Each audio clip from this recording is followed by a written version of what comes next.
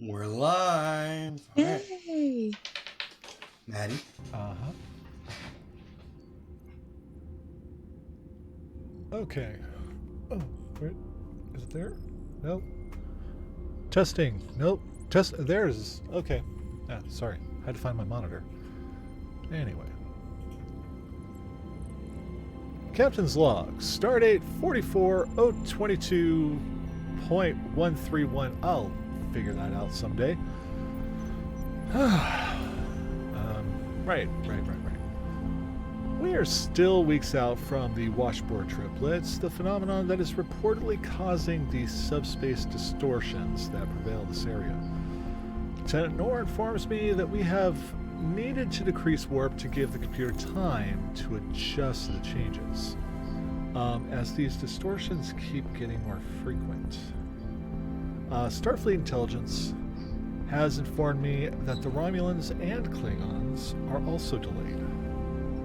I have asked Lieutenant Commander Morak to my ready room to discuss possible modifications to the engines that would help stabilize our warp field. That's a weird. Warp field? Okay. That's just chime on your Oh, come. Lieutenant Commander Marak walks in. Commander. You asked to see me, Captain. Yeah, have a seat. Can I get you a drink? No, thank you. What did you wish to talk to me about? Yeah. And he'll stand up and he'll walk over to the Replicator? replicator. Thank you. And computer. Rockstar energy beverage, cold. Thank you. So, Morak, Commander.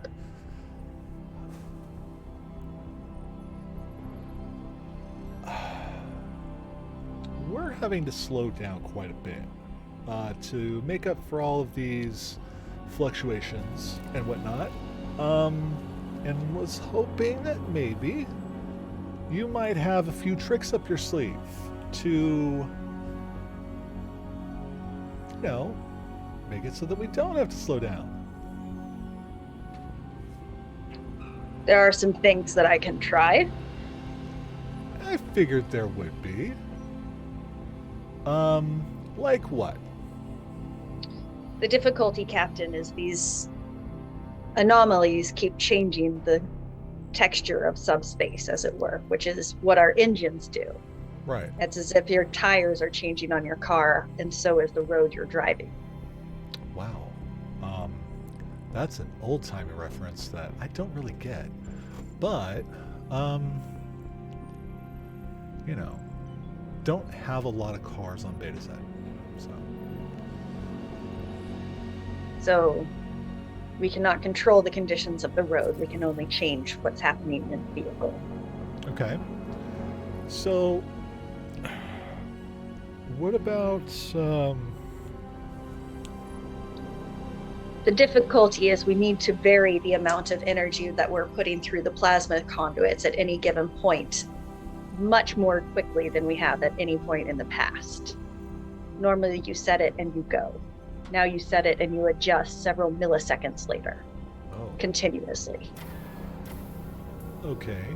And so you're talking about having the computers make these adjustments automatically. Yes. And trying to calibrate it so that it, works. Yes. Huh. Okay. That sounds great. You wouldn't. I'm sorry. I have your permission to begin then. Oh yeah. Commander, this is my ship as the commanding officer, as the captain. I am aware. This is also very much your ship. You are the chief engineer. I am also aware of this. Okay, good.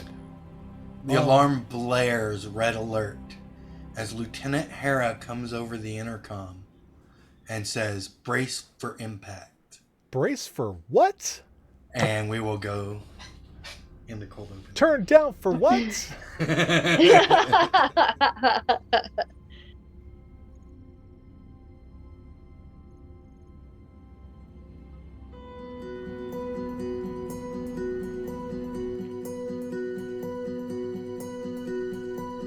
Space. The final frontier. These are the voyages of the Starship Solidarity. Its mission? To chart the uncharted. To learn, to seek, to discover, to step into the unknown, side by side, united as one.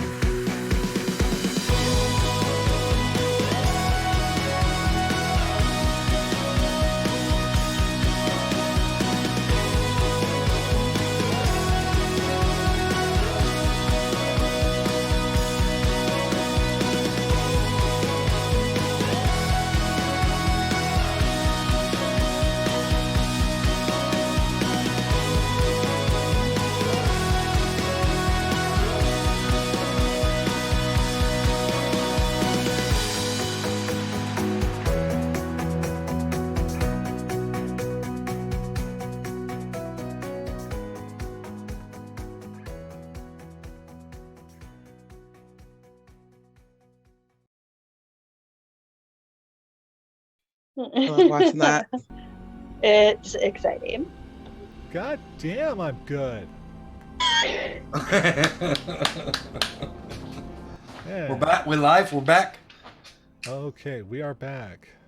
Nice. Welcome, everybody, to USS Solidarity, our Star Trek hack of Call of Cthulhu. That we're having fun. This is our second episode. We're going to go ahead and introduce our characters. So go ahead and we will start with, I don't know, we'll just go on my screen. We will start with Ulfric. Ulfric, tell us who you are and who you're playing. Hello, my name is Ulfreg, and I am playing the Chief Engineer, Lieutenant Commander Morak, who is a Klingon and uses they and he pronouns. And Jay. Hi, I'm Jay. I'm playing Ensign Tila Annette, the Betazoid counselor who uses she, her pronouns. And Dana. Hi everybody, I'm Dana. I use she, they pronouns, and tonight I am playing Lieutenant Hera Noor, your Vorta Chief Helms Officer. She, her pronouns. And Maddie. Hey fam, I'm Maddie, aka So Many Games. I use he, him pronouns, and I play the captain. You know, for the most part. Captain Even Stoddy, who uses he, him pronouns, and is a Betazoid and stuff. And I'm Ryan, at BayLegMaraudin on Twitch and Twitter. I use he, him pronouns, and I am your keeper of this amazing game. So, our cold opening, we're going to back up time a little bit. Lieutenant Hera, you're at your con station, and everything's going fine. You know, the captain, you watch as Lieutenant Commander Morak walks over to the captain's ready room and goes in. You just happen to glance down at your systems, and roll. You know what? We'll wait. You notice there's an alarm being sounded on your console, and as you press that little button to see it, it is telling you that there is a object in front of you, and your path is about to go through it. What do you want to do?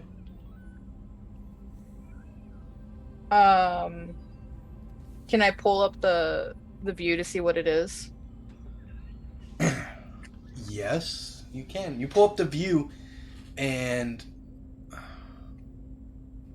it's odd. It doesn't look like anything. It's your entire screen is just space, and there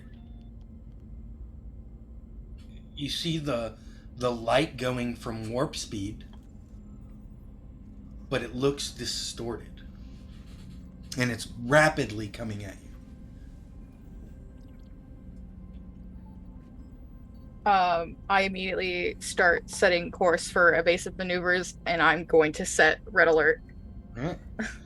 And you come over the intercom and say, All crew, please brace for impact. and I need you to roll me a pilot starship roll, please. Okie doke. Oh, right. Where she be? There she is. That is an 11 under 80. Ooh, an extreme success. So you expertly type in, like second nature to you. It isn't even a thought in your mind. You know you have drilled. This is your thing. You immediately drop out of warp and go into evasive maneuvers. And as you're skimming along this massive, you can't even see it. Even after you drop out of warp, it doesn't look like anything. It just looks like a distortion. It has no color. It looks like the star field is just distorted everywhere you look. The only reason you know it's there is because your sensor readings, oddly enough, are saying that there is a mass in front of you. Something with mass in empty space.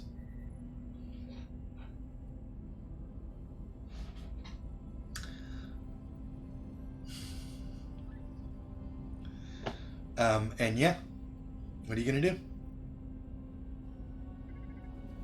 Am I on the bridge yet? Yeah, I would have called for the captain to please come to the bridge. I don't need a call. You're right there. What the truck? An unknown mass distortion in front of us, Captain. Unknown mass distortion. And I'm just throw my hand up at the view screen while I'm working at the Who is Ryan? Who is currently manning our ops? Currently manning ops is Hal. Hal? Mm-hmm. Okay. Hal. What's his rank? Oh, I gotta pull him up. Is it lieutenant? I believe it's a lieutenant. Yes. Okay, lieutenant. What is this? My readings aren't making sense, Captain. Okay, and I will walk up to the console and start looking at them. What the computer is telling you is that there is a multiple, like hundreds of thousands of kilometer wide and tall,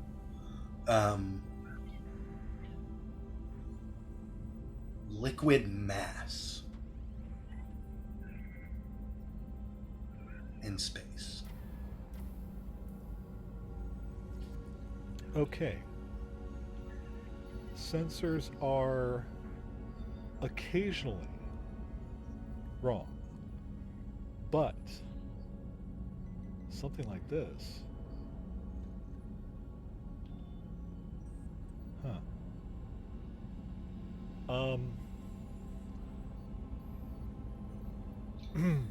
And Lieutenant Era, you were able to like turn the ship, but you're basically going along just a couple kilometers away from the surface of this liquid substance. And that goes with what your sensors are saying as well. There's a liquid substance in front of you in the vacuum of space.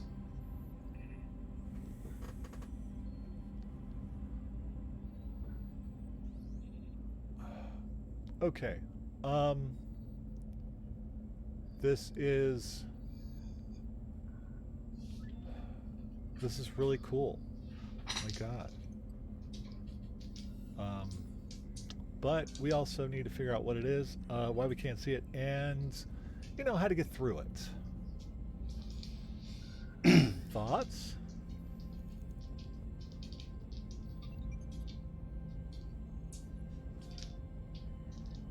Okay. You're muted.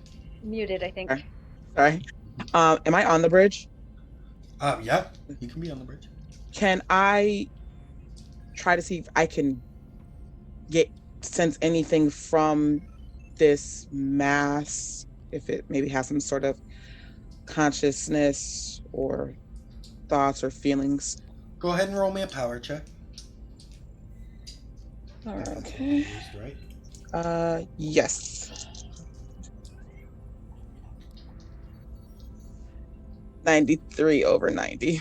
You don't read anything. You know what? The surprise from everybody on the bridge is kind of overwhelming you right now. Captain, I can't get a read on this thing. Shoot. I mean, if you can't, I don't know if I could. So,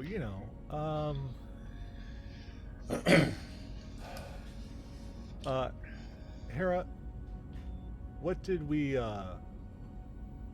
so you just averted, making impact with this thing? We are skirting the mass. I managed to avoid making contact, but we're skirting it right now. Skirting it. Okay. Let's come to a full stop. Will do. But before we do that, let's back up a bit, away from it, give ourselves a little clearance, right? Okay. I'm assuming, Hera, that you bring it away a couple of 100 kilometers. I will put the solidarity in reverse. Back it up. Beep, beep, beep. Tail lights in the back with Starship. Commander, you need any thoughts? Well, doesn't seem to be a sentient, which means it's not likely to become aggressive. We could go around, and it will take more time. Right. Engaging a warp field in the proximity of such a large mass is unwise. Correct. Very good advice. Okay, why... Lieutenant, the sensors, do they show how large this thing is? Hundreds of thousands of kilometers. Hundreds of thousands of kilometers. And just as thick. Okay. It's like an ocean in space. Right. Actually, Commander, my readings are saying that it's more gelatinous in nature. Huh. I want to go full D&D nerd on that. You can't cross the streams. As if we don't have holodecks and don't play pretend. Right. Fair. And rust monsters start eating the ship. Morak's little secret is playing D&D in the holodeck. They play a bard. Lieutenant Hera, can you essentially, with the sensor readings, can you map out essentially how long it would take us to get around this? I can run calculations, sure. Roll me. Navigation, I think we kept that one. Navigate.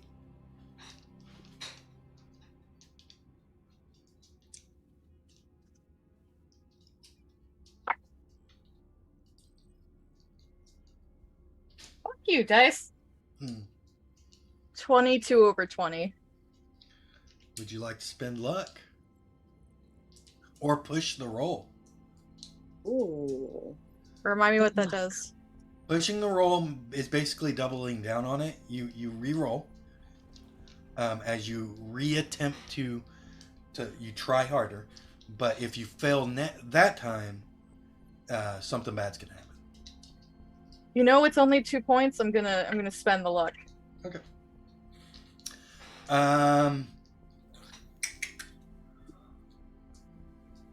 Estimated added week, and that's if you turn and go to warp now. If you back away, as Lieutenant Commander Maroc has suggested, you have to get safe distance. So, and So an additional week to a week and a half, essentially. Yep. It's massive. And like all your sensor readings are coming from the surface of it. Like you haven't really pushed the sensors into it because it muddies it a little bit. So you don't actually, like, surface sensors don't actually pick up anything inside it. Like, doesn't pick up anything. Lack of reading. Captain, if we just continue to skirt this unknown quantity, it's going to take us almost another 2 weeks to get to our destination. Well, that's unacceptable. Okay, then we need to figure out what this is, how to get through it, or, how to part the seas, if you will. May I suggest we launch a probe in order to see if we can find out what's inside? It's a good call. You want to take care of that, Commander? Aye, sir. Yep, I'll launch that probe because I know how to do that. Okay, let's go ahead and go with... What do you want to roll for that? I would say... astrometrics or computer use. Of those two, I'd way rather use computer use. Okay. Go ahead. Yeah. Unless you see something you'd rather use. Oh, that is a 6. Yo. Ooh. So extreme success. Mm-hmm.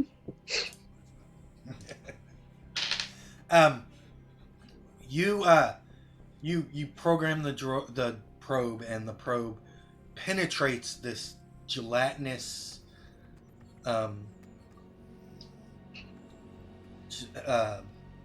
substance, and you can see the distortions like echo as it just jiggles from where you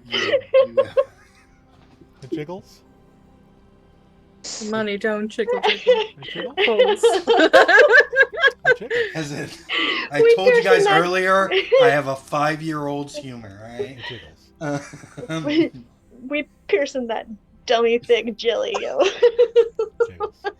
And the substance actually, Oh god. it almost sticks in it as it goes in there. Once it gets so far into it, the mass just holds it there, and you, from your readings, Lieutenant Commander, the propulsion is still working. It's starting to overheat and overload as it tries to push through it, but it's just not pushing through it. And I would like you to roll me another computer use to get any sensors from it. 41 out of 35. Okay. You can push the roll, or spend luck, or just let the failure lie. I'll go ahead and I'll spend some luck. I've got a fair bit of that lying around. Okay. Okay. As they're doing this, can I try to see if I can get a bead off of the mass as the probe is making contact with it. Like um, as it Jiggles. interferes with the surface of the. Yeah, to see if any kind of like response comes from Go it. ahead. Go ahead and roll me a power check. Okay. Oh, do the thing. Okay. 91 over 90, but I'm gonna use luck to push it down. Um. Okay. So a success. Yes. Okay. Close. As you're as it's breaking that surface and that plane of it allows for something to get through. Um, it's there's a consciousness, but it's not from the substance. It's from within the substance. Now you can spend your power points to extend that connection. Your side points, if you like. Um. One You know would what? be to get surface thoughts. 3 would be to probe deeper, and 5 would be to try and communicate. I'm going to. I'm gonna try to get just surface thoughts right now. Okay. Um. Ulfrig obviously didn't watch the episode. You guys were stuck in the comet. So. um, just getting surface thoughts, you can't actually you can't really understand them. Like, thoughts are thoughts. It's not language, it's thoughts. You can see the pictures. You can see whatever this entity is thinking about the world in a way that you don't understand. I'm gonna turn to Captain. Captain, I'm getting some kind of feeling, but it's it's fuzzy. It's not exactly making sense.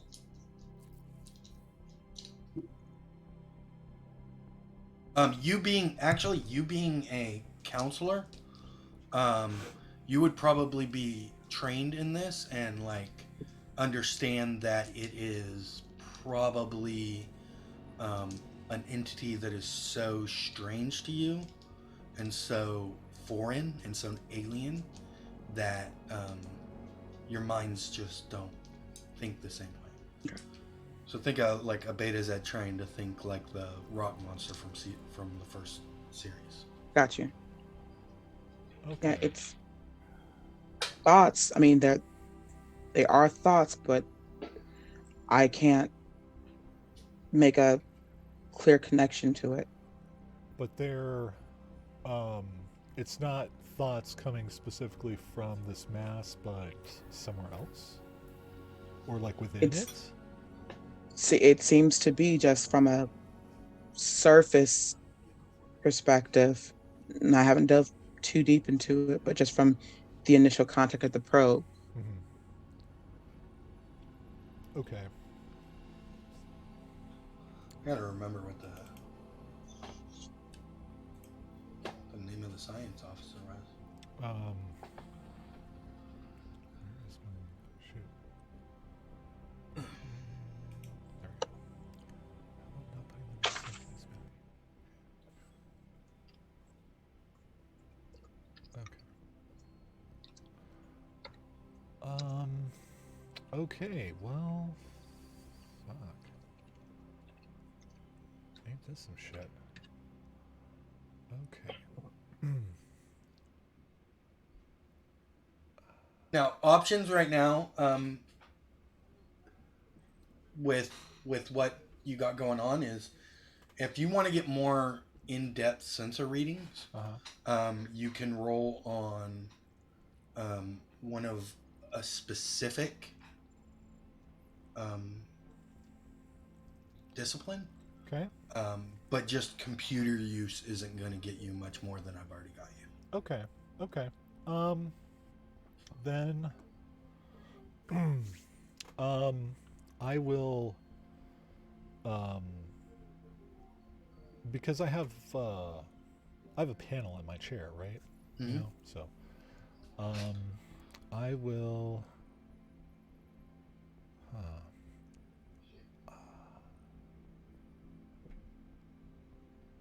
this would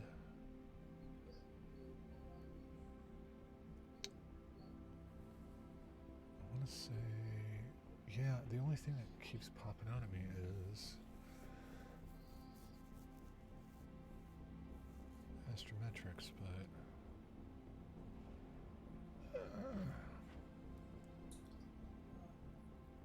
Anybody else want to run scans? Because you all got computers in front of you. Can I make a database check to see if anyone else who's been exploring the expanse has come into contact with something similar? Yeah, go ahead and roll a database. do we have like Yeah, not great. 63 over 20. Okay. Okay. Oh, analysis. Duh. Okay. So what would garner so you're saying computer use wouldn't work here, but at least not give us anything more, but analysis? Analysis would garner you specific information. Okay. Everything will give you specific. So just because you succeed on analysis won't give you the same thing that, say, like xenobiology success would give you. Right. Mhm. Right. Okay.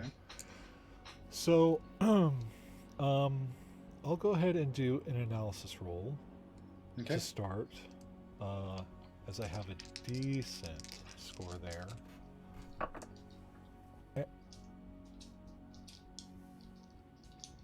That's a 1 Ooh. What? Ooh, critical success. out of 40, but you know, it's a That's 1. disgusting. We are going to be like in combat later, and our dice are just going to kill us all. Uh-huh. Uh-huh. looking at the sensor readings and putting together, since that's what analysis is, putting together the information that you've already had, you would attest that it's some sort of subspace anomaly, very akin to how Lieutenant Commander Maroc was describing the issues with the warp core.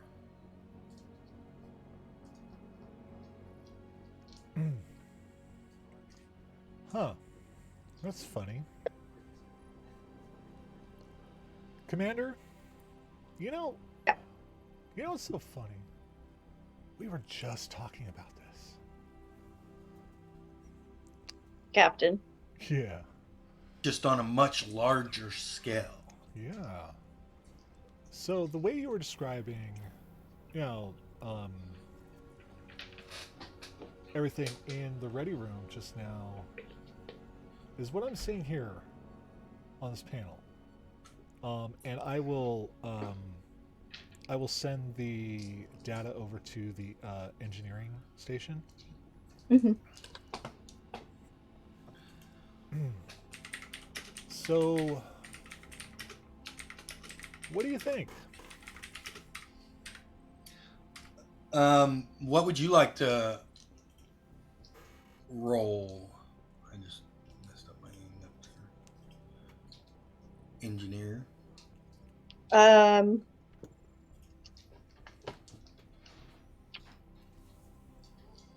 How are you gonna look at the data?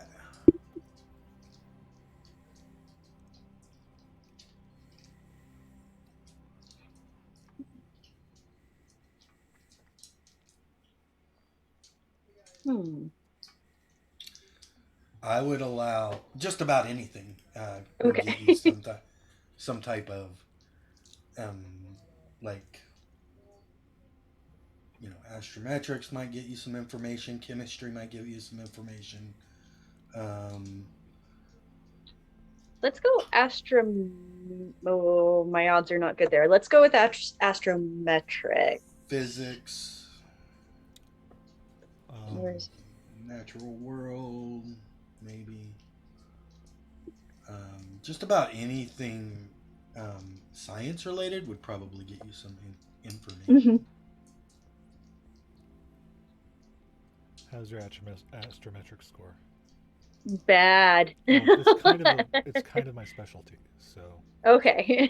I won't roll that one then.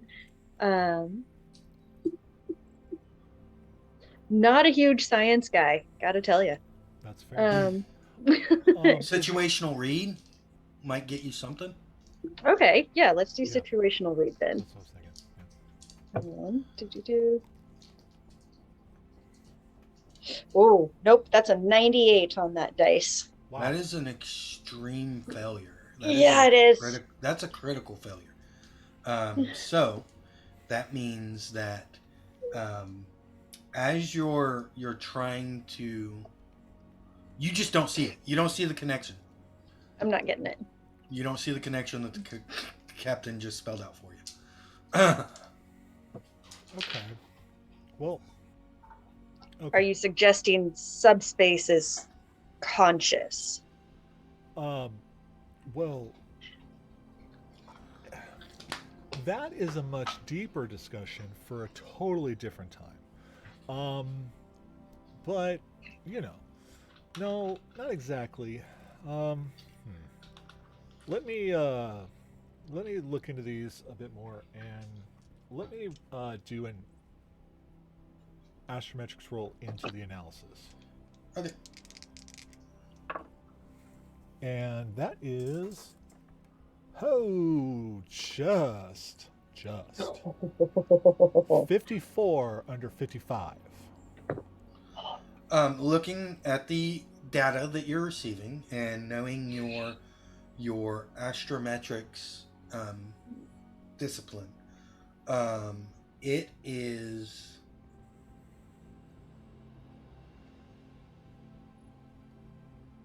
a different form of space. A different form of space. Yes. Huh. Okay. Never heard of. Makes no sense whatsoever on this plane of existence. Huh. Okay. God, this is why I joined Starfleet. Ulfric is going all like Brian Greene on this, and like, what if the atomic weight of this particle is ever so slightly different? How does that affect the speed of light? And blah blah blah blah blah blah blah. In other multiverses, and is yes. Okay. Wow, this is amazing. Okay. Captain. This is a completely different form of space.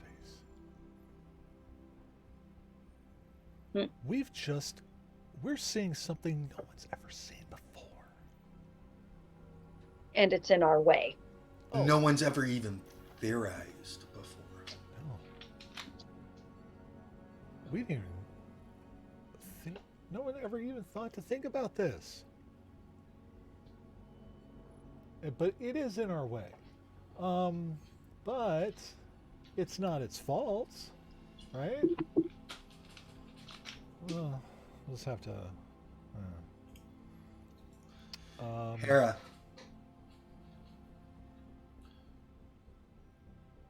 It's getting closer. You specifically put yourself 20,000 kilometers away from this thing. It's now 18,000 kilometers. Captain, Yeah. the weirdly sentient liquid mass in space is gaining on us. Is it moving closer or is it growing?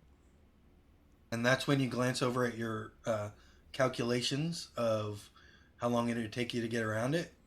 It's just added another day. I would theorize growing as, according to my calculations, it will now take us just under 2 weeks. It's added another standard 24 hours to our trip if we just continue to move around it. Okay. Um,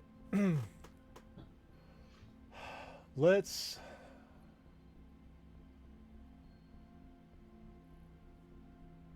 Let's. Um, Now the first probe that we launched, um, is it just kind of sitting on the outside of it? Like, what's its status? I want Lieutenant Commander Morak to roll me a luck check, please. Oh boy. Luck check. Oh, I Interesting. don't like that. 22 under like 80. So It is embedded into it, Maddie. Okay. And Ulfrid, it is overheating and is about to explode. Because its engines are still trying to push its way through. is it sending back any information from like the nose of the probe? Yeah, that's the data you guys are analyzing right now. Okay, cool. But if you don't shut it off now, it's gonna explode. Boop. Push that And power button. it'll still get data, but you shut down the engines. Yep. Okay. That's what I was wondering. Okay, good. So we're still getting data from that thing. Mhm. Okay, Lieutenant, take us out, and let's get far enough away so that we can reignition, or we can re-engage warp, and let's at least start our way around this thing, and hopefully not lose any more time as we try to figure out how to get through it. So you're wanting to stay at Impulse? No. I want us to back away from, or get far enough away from this so that we can reignite warp engines and start heading back in the towards the triplets. Just, our alternate route for now until we can figure out a way through. Can do. Thank you. And let's tear off.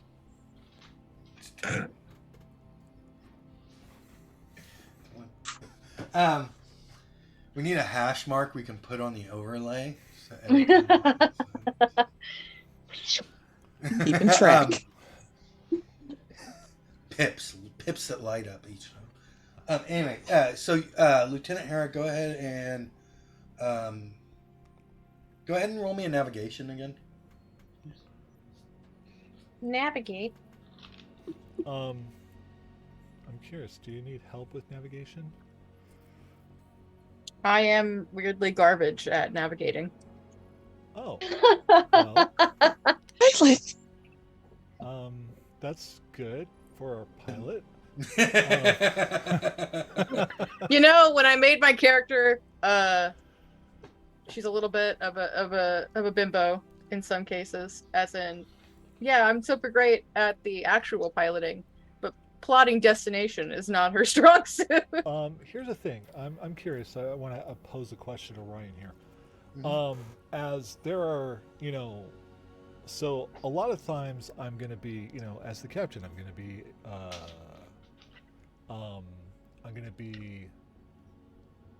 whoa, gosh, I'm so bad at this that I can't even remember the word for it. Roll leadership. I think I know where you're going. No. But so where I'm going to delegate. There it is. See, I'm terrible at doing it, so of course I can't remember the word. Delegate a lot of things. So I'm wondering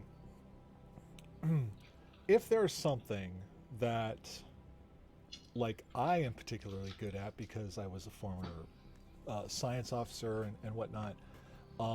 So I have some areas that I am more adept at and whatnot. Like,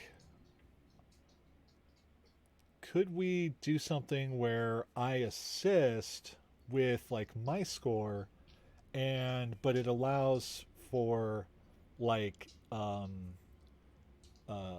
the the particular crew member who I'm assisting gains some kind of like experience from that and are able to like level up their skill in that from that. Okay. You know. So this is what I want you to do, Maddie. I want you to write this down Okay. on your character sheet because we're gonna start ironing out details of this new system. Okay. All right. There's gonna be a captain maneuver. Okay. All right. This only captains can use. It's gonna be called leadership, or you're gonna roll on your leadership. If you succeed on your leadership, Okay. then you're able to substitute your score to another one, and they get to mark it like they used it. Okay. But they're rolling. Okay. Perfect. I like Does that make sense? Yeah, that totally makes sense. And yeah, I think that's a great. Oh no, I minimized the wrong thing. Ah, shoot. Okay, there it is. Oof. Yeah, because I was just thinking, I'm like, gosh, there are, I'm like really good at astrometrics. I'm really good at navigating. I'm really good at all these things, but of course I'm not going to always do these things because I'm the captain,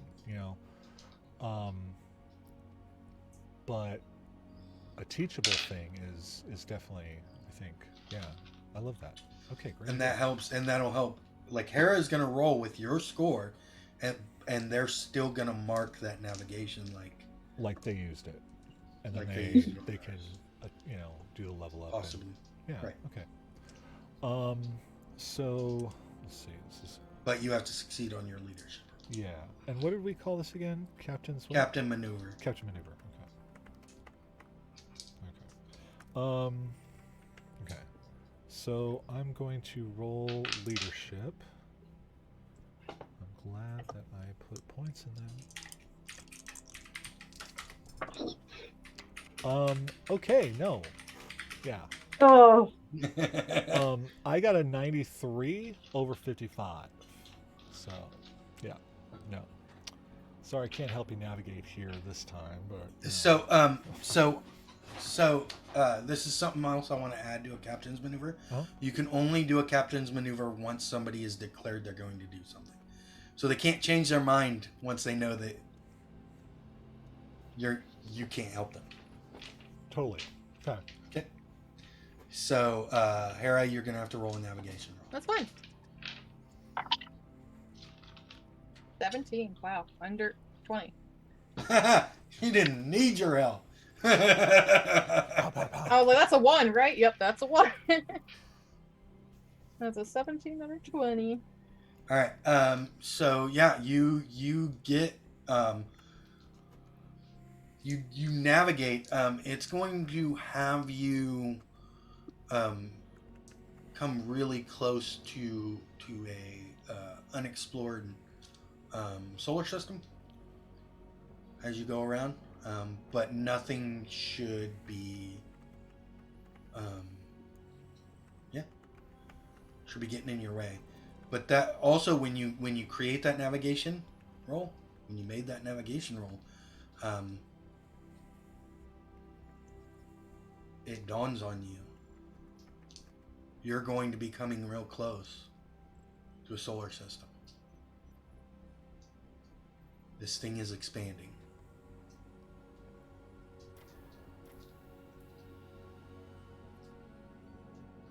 That thing is going to be coming real close. To a Right. solar system. Oh, I understand.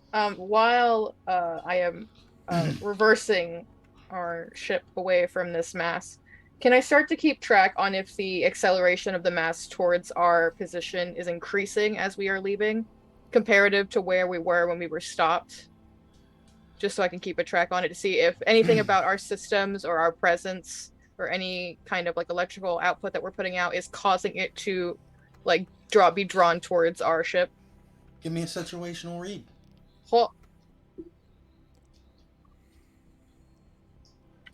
you need help on that?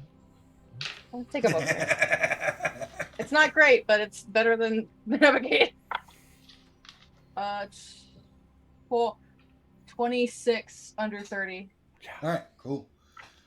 So As you looking at the data, it is growing at a constant rate. Not at all affected by the presence of our ship. Nope.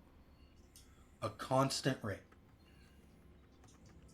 Can I then run, or at least share this information with both the captain and the commander, that it is growing at a constant rate and what that rate will be to the closest solar system and how much time?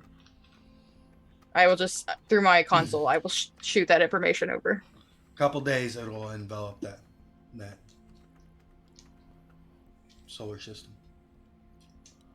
A couple of days. All right. We have a crew of like what, 500? Mm-hmm. Okay. Let's get these mines to work. Okay. All right. So you back up, you start your thing. Ensign, that connection you have with that consciousness, as you move away from that puncture of the surface membrane, it gets weaker. Okay. As like the further we get away from it, the weaker it becomes. Yep. Okay.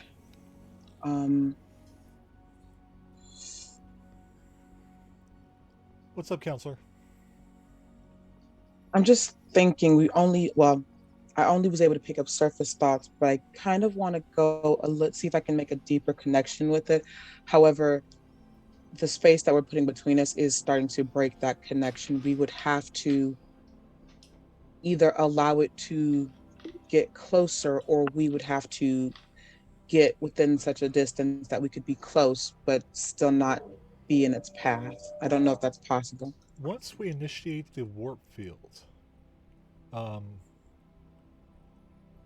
and begin traveling at light speed or warp speed, we can maneuver ourselves closer to it without affecting it, right?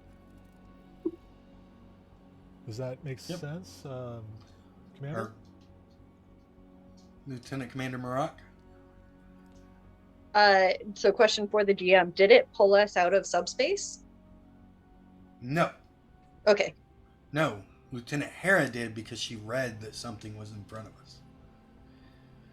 She dropped you out of warp because your sensors were saying there was something in front. Otherwise, you guys would have crashed into it. So then, in theory, we should be able to move closer to it, and that should hopefully allow you to get a closer connection. I believe so. Okay. Let's go ahead and... Lieutenant Commander Marak, go ahead and roll me... I know it isn't your best, but roll me a physics. Physics. Ooh, that's probably not good. That's a 61 on the die. Yep, nah. Big fail. Okay. All right, cool.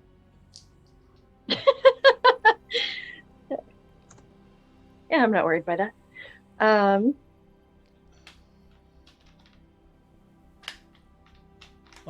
So let's go ahead and we can at least attempt that.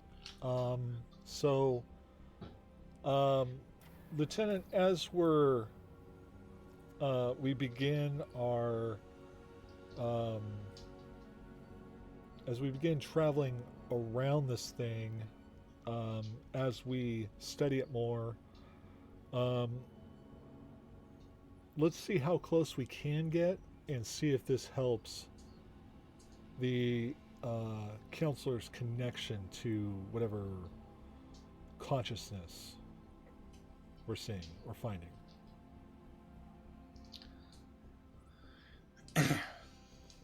So, Lieutenant Harry, you bringing them to warp? On my captain's command. Let's tear off. I love it. And Lieutenant Harry, as you get the warp bubble and you take off.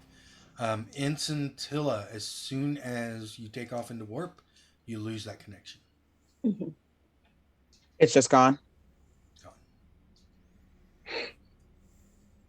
Gone. Captain, I can't sense it anymore. It's completely gone. Okay. This feels like um, science technobabble time. Hmm? Um, I love technobabble. I so think I'm gonna put a skill in there. This technobabble. How did we not do Yes. so then, that? Follow your dreams. So many points in that. so Hmm. when we enter warp, we create a pocket in subspace, correct? Correct. And essentially we enter subspace and you know travel through that.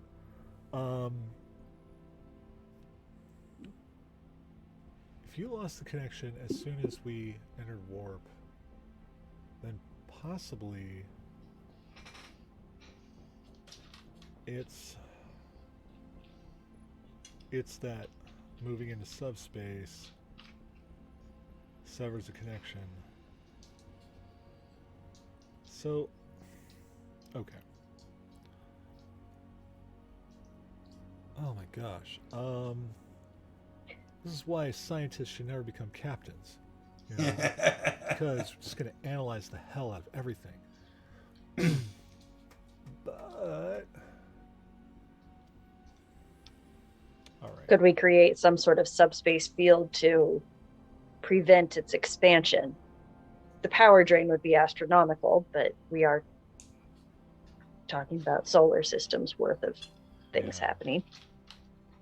That is a great beginning working theory. Um, that's a good start. Um, I also want to look into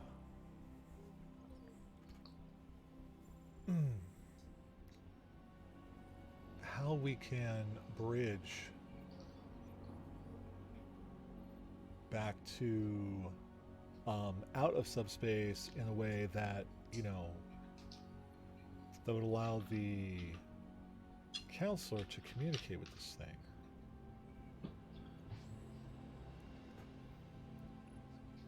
Incintilla, roll me a situational read. Missionary. Okay. Nope, psychology. Like. Roll me psychology. Okay. Well, pretty decent at that. Uh, 33 under 70. Okay. You keep hearing everybody talk about this consciousness. Mm-hmm. The consciousness you were sensing was a pinpoint consciousness. Pinpoint as it was coming from just one singular. It doesn't feel like it was the entity or the that it wasn't coming from the entity Oh, it was coming from one singular. source inside the entity. Okay. Um, Captain, now that I think about it, the little bit of feeling or thought that I did get, it wasn't as if it was the entire entity itself. It felt like it was coming from a singular point. Oh, like just a just a person inside, right? Like near the I would surface where we were or something. that's it. Yeah, that just one spot, almost like a needle in a haystack, almost like a needle in a haystack. So then what you're saying is there's a potential for many consciousness to communicate with or run into inside the same. There also could be the possibility that something formed around the singularity. Okay. The singularity being the consciousness. Right. In a sense, yes.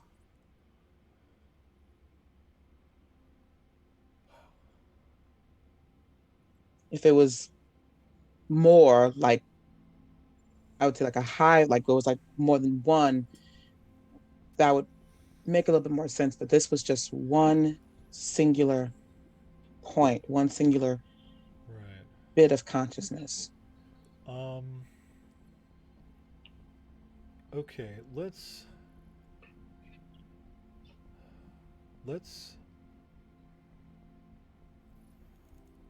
Huh.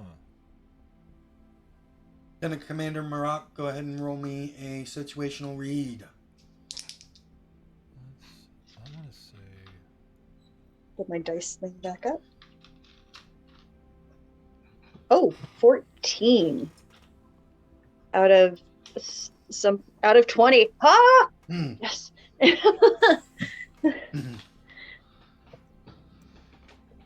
All right. So now that you're looking over the data, since it was sent to everybody, you feel that the modifications you were considering making to the engines for the subspace interferences that are common in here, you think you might be able to adapt that to your right now your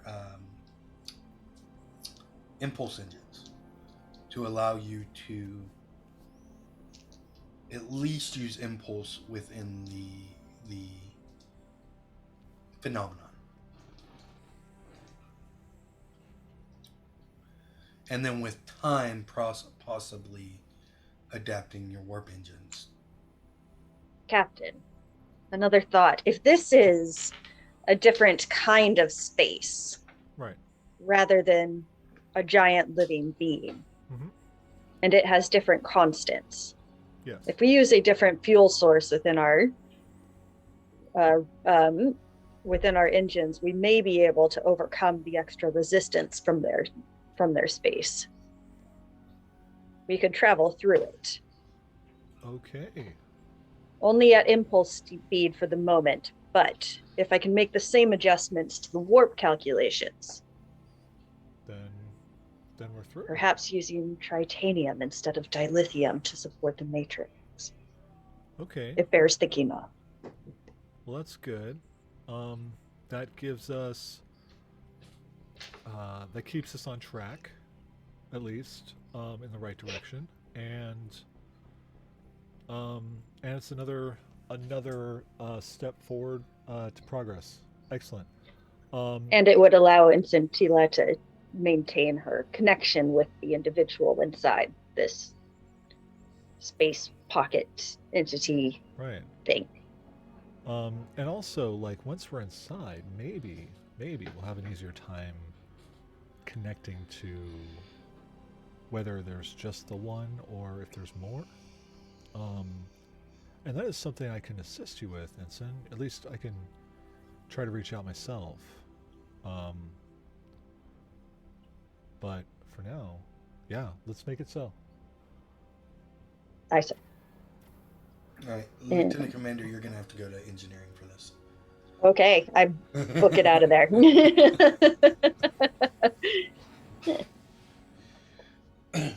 All right. So while the Lieutenant Commander is doing this, are you going to continue to try and bypass it via warp? Yeah, we're going to continue on our path because we still need to at least meet, if not beat, the Romulans and Klingons to this thing. So, but also, as we do that, and as we're as the commander's setting up our way through, I want to begin to look at the specifics of it Because I'm curious, what happens when this thing makes impact with a planet? Um, All right. So the sensor readings that you have are very limited. What I will give you, and I'm going to give you this to you free, um, is that there's a membrane around this thing that is interfering with your sensors. So once you get inside, you Okay. might be able to get better sensor readings. However, we are going to do like a little montage scene where everybody's going to do like Lieutenant Commander Marak is gonna be fixing the engines. Um, what areas would you like people to focus on in the data that you do have right now? Okay, in the data that we do have right now,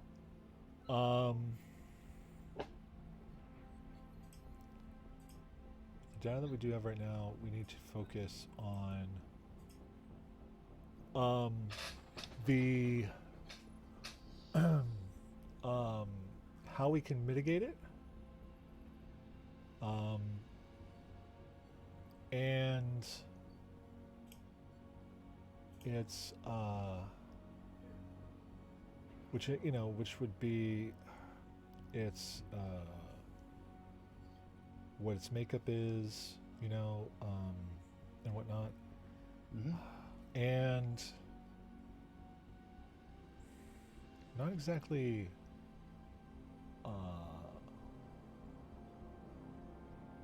getting rid of it, but how we can work with it, essentially, like coexist with it. So I want to look at the possible negative Okay. impacts, essentially. Okay. All right. So, tell me who's gonna roll what. Okay. So, Lieutenant Commander Marak is busy. yeah, I would say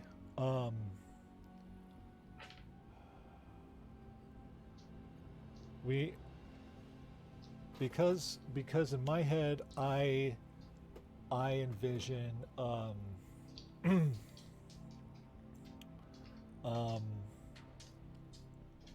I envision a time when our chief helmsman is like also um, adept at being an operations officer, you know, because they sit side by side and they work together and stuff like that, So I would like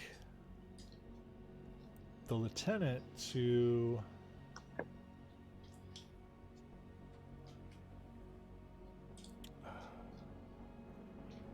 Just about anything I can get you data from. yeah. So, just about any skill. What what would what would what would Hera be okay at rolling? Um, for that would help bring in some information from this. What do you think, Dana?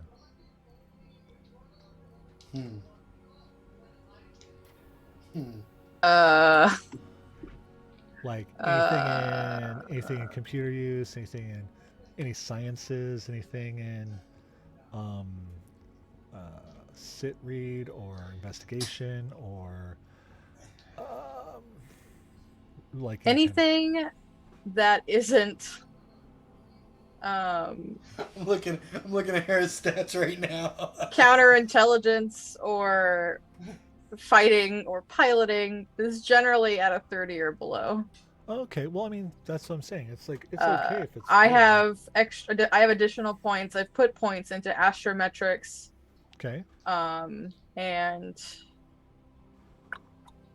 I'm reading through them real quick. So astrometrics would help. What else? I have the same score in situational read. Situational read would help. Okay. Everything else is kind of muck. Okay. And then I would safely assume that our counselor is adept in sciences, obviously. Some more than others, of course. A little bit. Most would probably be looking good in um let's see. Pretty decent in xenobiology, Okay. situational read, psychology. Um that'd probably be the most helpful in this situation. Situational read would be the best Okay. Okay. for Incintilla. So then let's have the counselor do a situational read, and Okay. then let's have the lieutenant do an astrometrics read. Okay. And with the astrometrics read, can I do a captain's maneuver? Yep. Go ahead. Okay.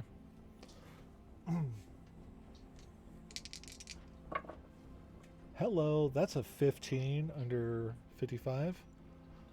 So Okay. you now have an astrometric score to use of 55. Okay. Better than my 30. And All right, Lieutenant Commander Marak, go ahead and roll me your electronical repair to try and get at least. You still failed. You still failed. No, I think that's electrical repair is a 50. That is a 9 on the dice. Ooh, nice. Okay. So, Lieutenant Hera. Got a 99. oh gosh. All right. Okay. It's okay. It's okay. Incintilla. I was a 26 under 70. Okay, cool. Astrometrics.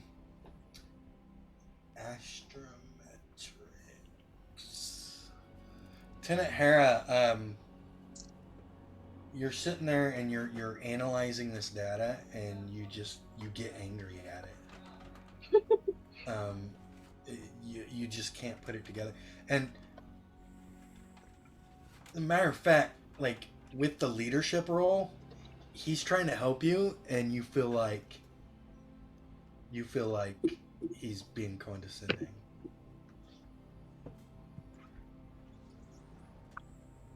That's your critical failure. In Scintilla, with your situational read, okay, situation, overall situation.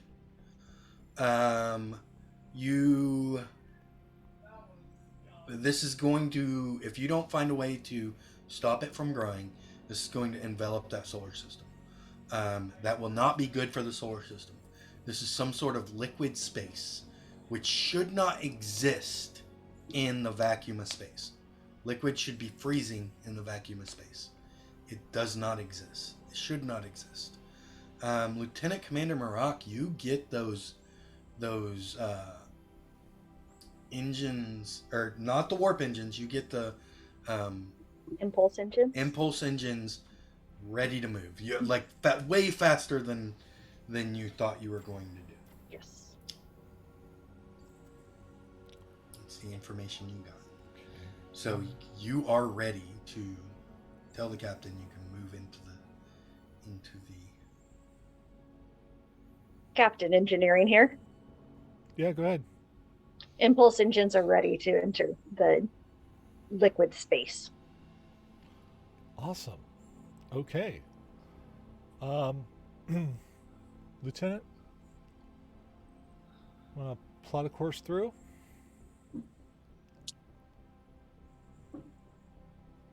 Captain, can I be relieved of my station for a short period of time? Of course. Just to clear my head. Oh. This is uncharted territory, as they say. Yeah. Go ahead. And Well, call over another con officer to take my place, and I will exit the bridge. We'll see now, like in Star Trek Next Generation, as soon as you stand up, somebody's already walking over to Yep. your station, like... But Hera's Yeah. so agitated, she just gets someone to come over and she fucking books it. Okay. You drop out of warp. You drop out of warp, and they engage the impulse engines, and you penetrate that membrane. In Scintilla, the minute, not the minute you drop out of warp, the minute you penetrate that membrane, you sense that consciousness again. Is it... So before, I know it was more just like, I don't believe, I kind of interpret it as just like random thought, Mm-hmm. but is this more accurate, and is there actual feeling to it?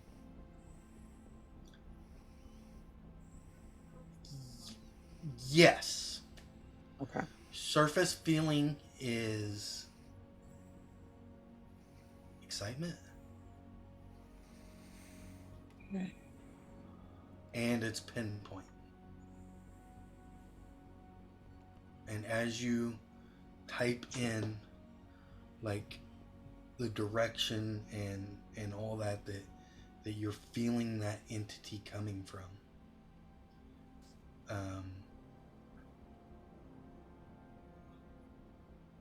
there seems to be a station at the center of these maps. A station?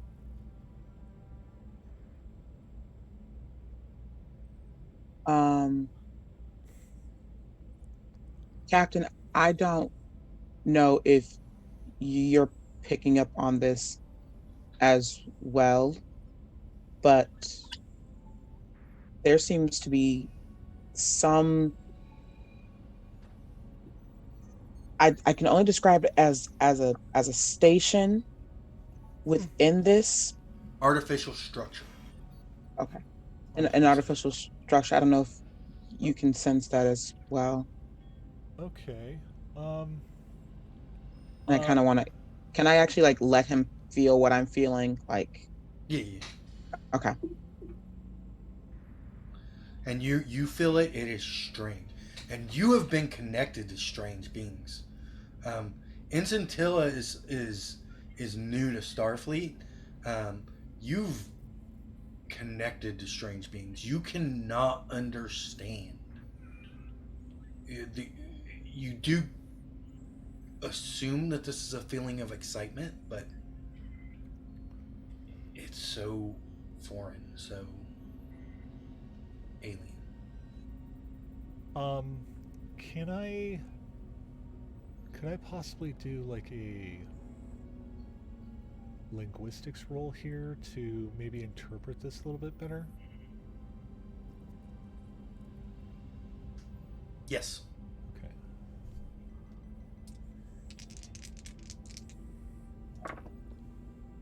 Oh, that is 36 under 40. Okay.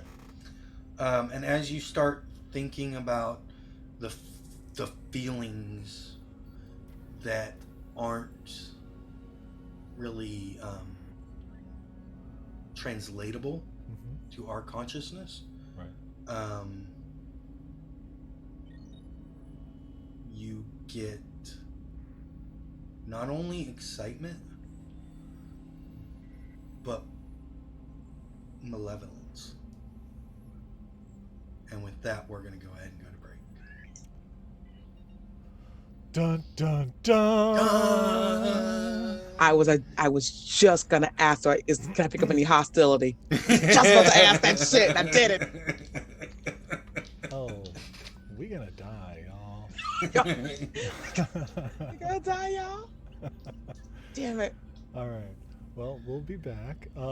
And while we're gone, I got my Spotify back, so we'll kick back the synthwave and stuff. and send all the love to y'all. And we'll play some ads and all that good stuff. So stick around, and we should be back in 10 to 15. Let me find that music. Oh, hello. There it is. Bye.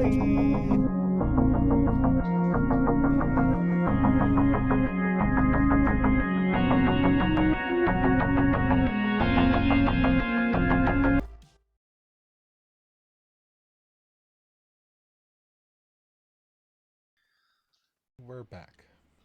Welcome back, everybody. In the first half, the crew of the USS Solidarity has come across a spatial anomaly that is a gelatinous in nature and changes the space around it.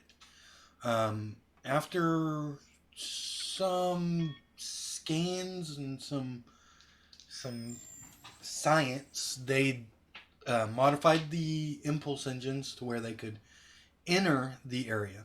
In addition, their Beta Z um, uh, counselor had detected a consciousness within this, um, and when um, the counselor pointed this out to the captain, who is also Beta Z, um, and the captain began to run their own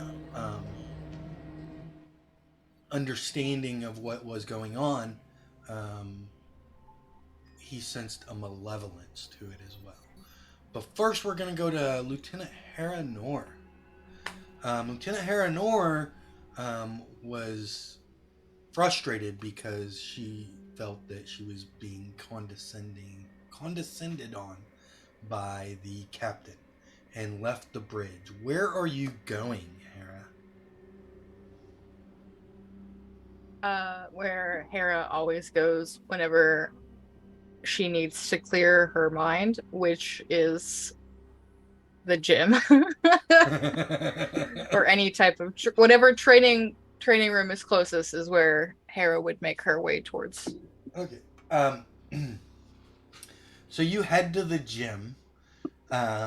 You're angry. Um, what are you gonna do? You gonna punch a punching bag? Go for a run? What do you think?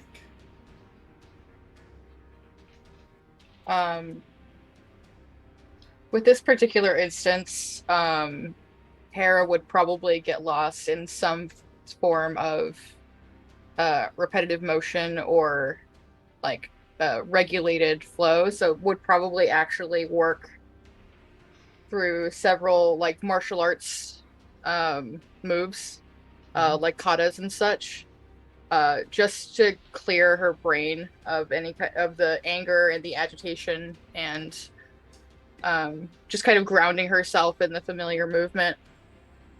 Not for very long, because she has to get back to work, but she's doing this just to get a clearer head after that.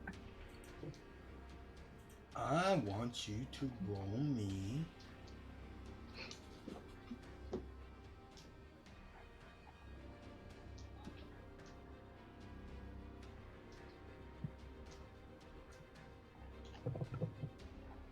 or actually, how much energy are you gonna expend doing this? It's less about expending energy and more about the repetitive motion, in order to get back into a sense of to get centered. Essentially, she's not going all out because she's on duty and she's got a job to do in a new and weird type of space. So she's not going to overexert herself in any form or fashion. It's more just calming the body with repetitive motion to get out of her head. Roll me a resolve check. Oh, okay.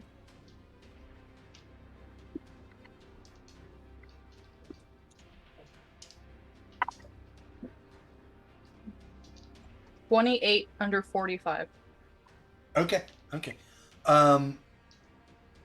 It doesn't take you long, and then you start realizing that was just Stoddy.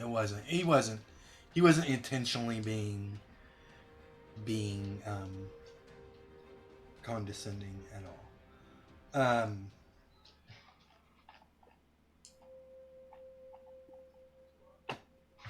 but yeah, so it doesn't take you very long to get your center and get back to your good headspace.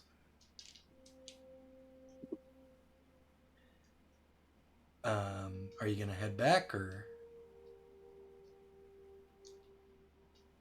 Yeah. So once Hera cools down and has recentered herself, um, in that weird like clarity, sometimes after you've done some kind of calming like motion and your head is kind of clear, and is there any way that I can make some kind of roll to like like an epiphany roll essentially about the situation? Right. So Um, that would be either an analysis or a situational read. we're gonna go situational read on that because I'm a little bit better at that. I'm actually going to give you advantage. So re-roll the double Tim's die. number. Yeah.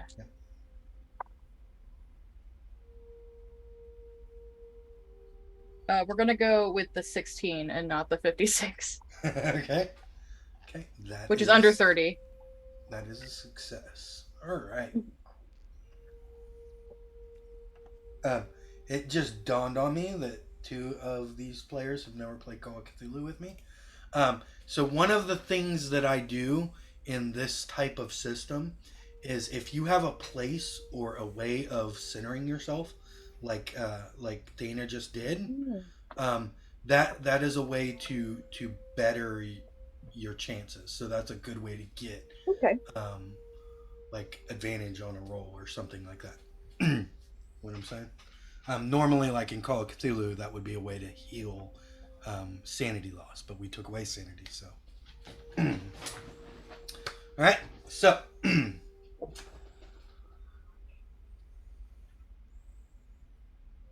Hera, with all the data that you've looked at, something clicks in your head.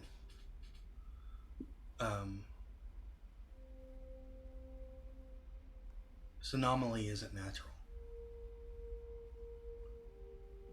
The rate of growth was a constant, and nothing in nature is a constant to that nth degree. It's just perfect constant. It's artificial. This anomaly, whatever it is artificial in nature. Has to be.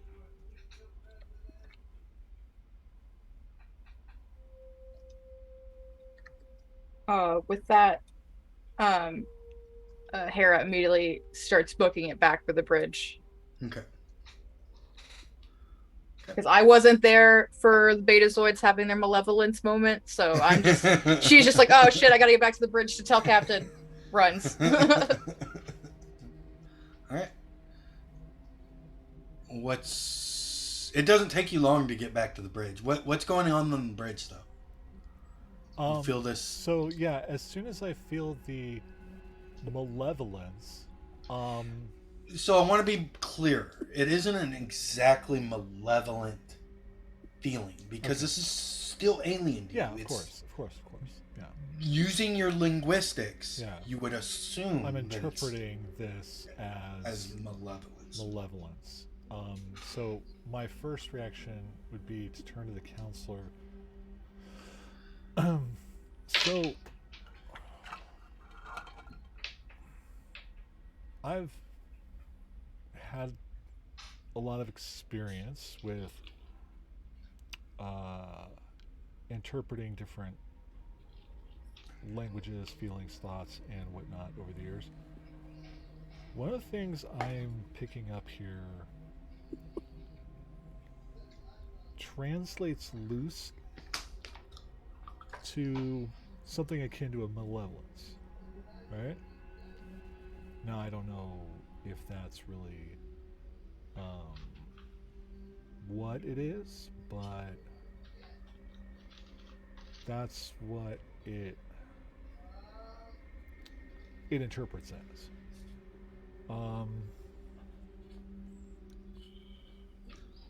can, with what you're picking up and with what or how I'm helping to interpret, um, what could you devise from that? Um, like, and essentially, I guess I'm asking Ryan if the counselor could do a psychology type role So here. the counselor could do a psychology roll, and with what you're explaining to her, attempt to profile the creature. Okay. So you want Psychology roll. psychology? Okay.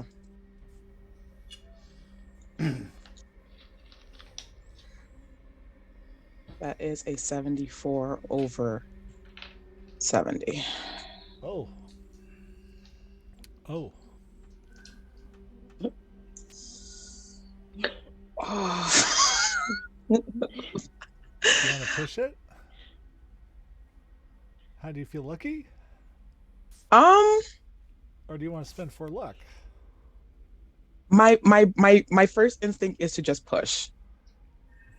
Cause I'm that type of person. Do it. So I'm gonna push. All right.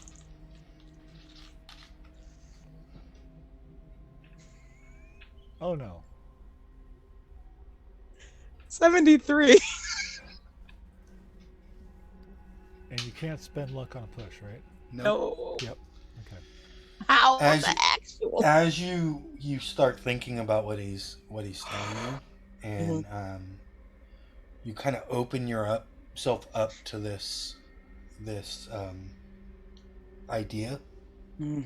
of it being a malevolent being.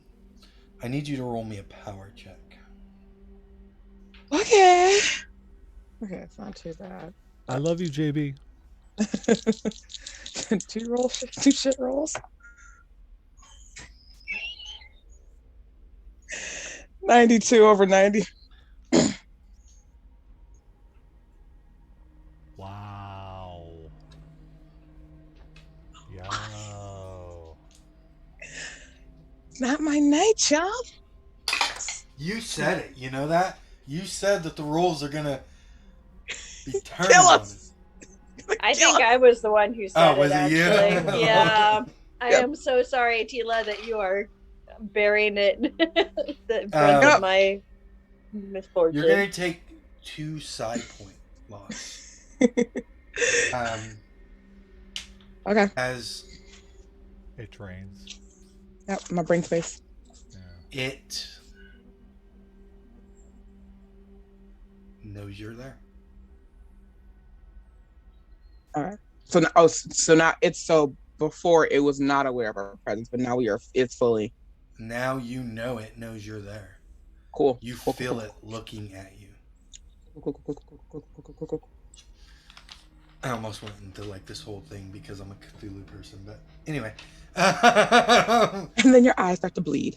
And Lieutenant Hera, that's when you walk in. Incintilla, that is actual like psychic damage, so Okay. it causes you pain. Oh, Oh, oh. counselor. Mm. Okay.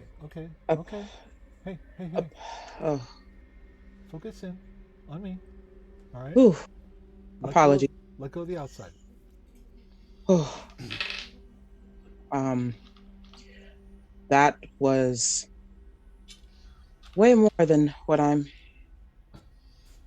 used to, apparently, and I think I may have blown our cover, as it were. It is now fully aware that we are within its space.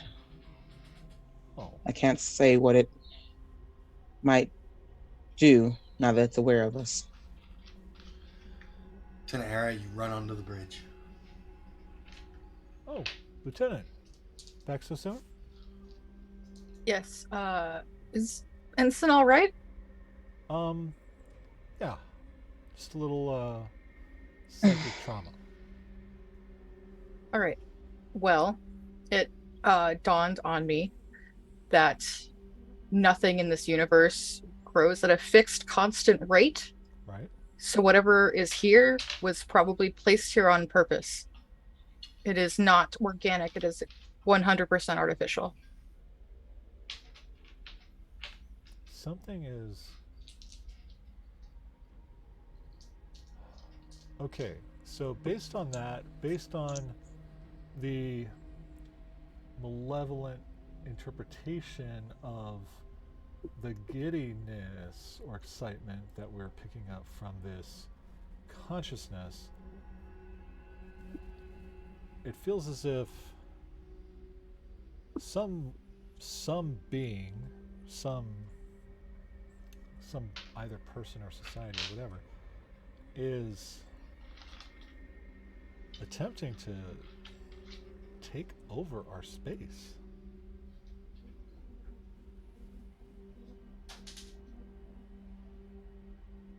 And that's so fucking rude. There's so much space out there, folks. You know, like, do you really need this space? There's plenty out there, okay?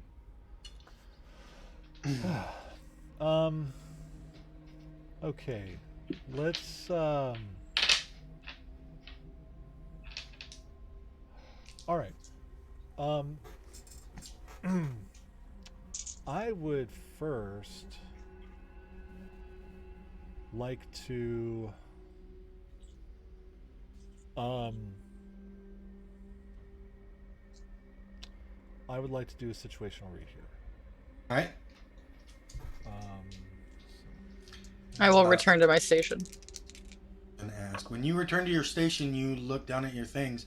Something that has developed since you left is there is an artificial station at the center of this mess. Oh yeah. I rolled an 8 out of 50. And how are you using your situational read?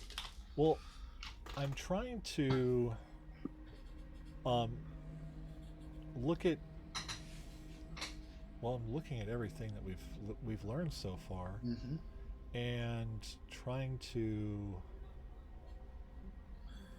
All the data that you have collected is pointing you upon the lines that you just said. That something is changing our space into a different space. Would I be able to interpret that this is related to the phenomenon? Like that, because we learned that the ripples or the issues, the distortions, the subspace distortions that we deal with were artificial. Like, would this then look or could we infer that this thing that happened that we're heading to right now, that we're trying to race the Klingons and Romulans to, was like the beginning point or the entry point for this? What you would assume right now with the data you have is it's a safe assumption that the technology is similar. Okay. Whether or not it's the same people or not, you don't know. You don't have enough data. Okay. But the technology is similar, yes. So we're dealing with a, not just alien technology, but completely alien to us. And at the center of this this weird jello space is a space station of, like, what? Is it like a pineapple in the middle of the jello? Like, No. But no, it's a joke. But Tanahara, would you like to run a scan on the said station? Always. Okay, go ahead and roll me a computer use.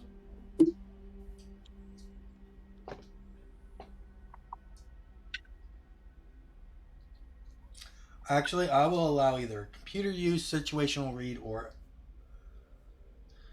analysis because there's specific information. Well, I'm gonna go with situational read because that's a 28 under 30. Okay. oh, I can do Scanning the station, it is unlike anything you've ever seen. Wait a minute. You have seen tech like this. that. You saw tech like this at the center of a planet when you served aboard the Borlog.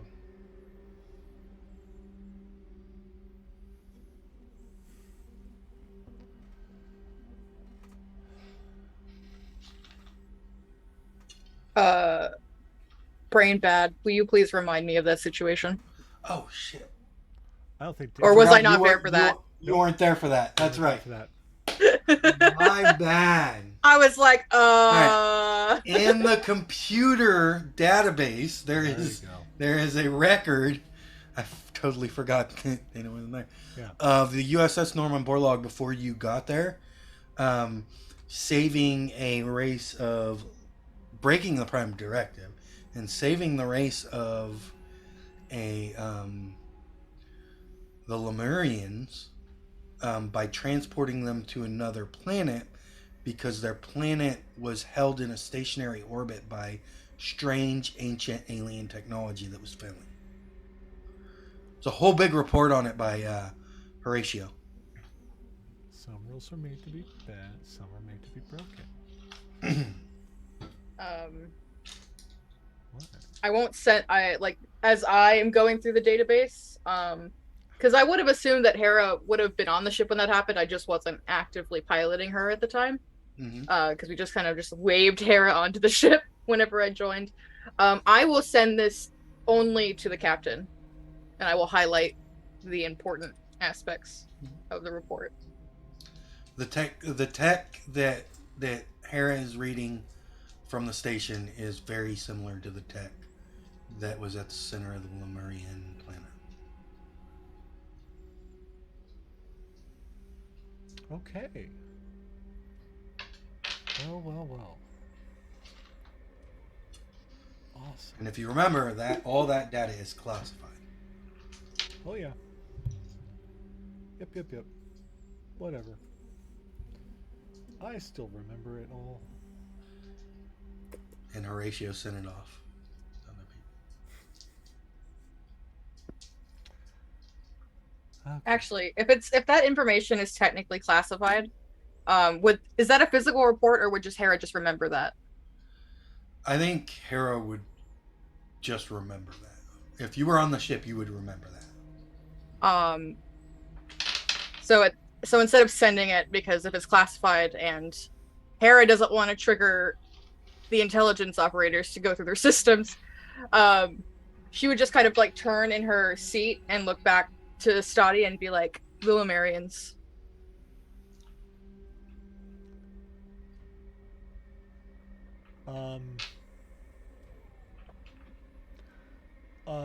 Ryan,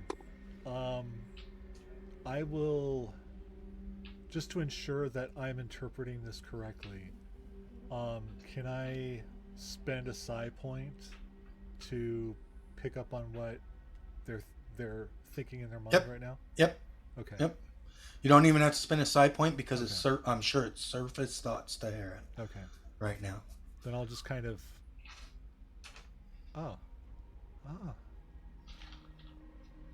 Okay. Unless I ever actually actively say anything, Hera doesn't block her thoughts. So unless I ever distinctly say something, Hera's thoughts are open. Okay. Some of Hera's thoughts are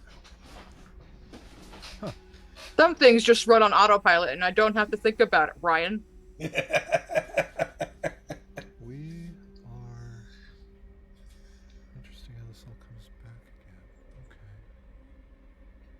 Okay. Okay. Um.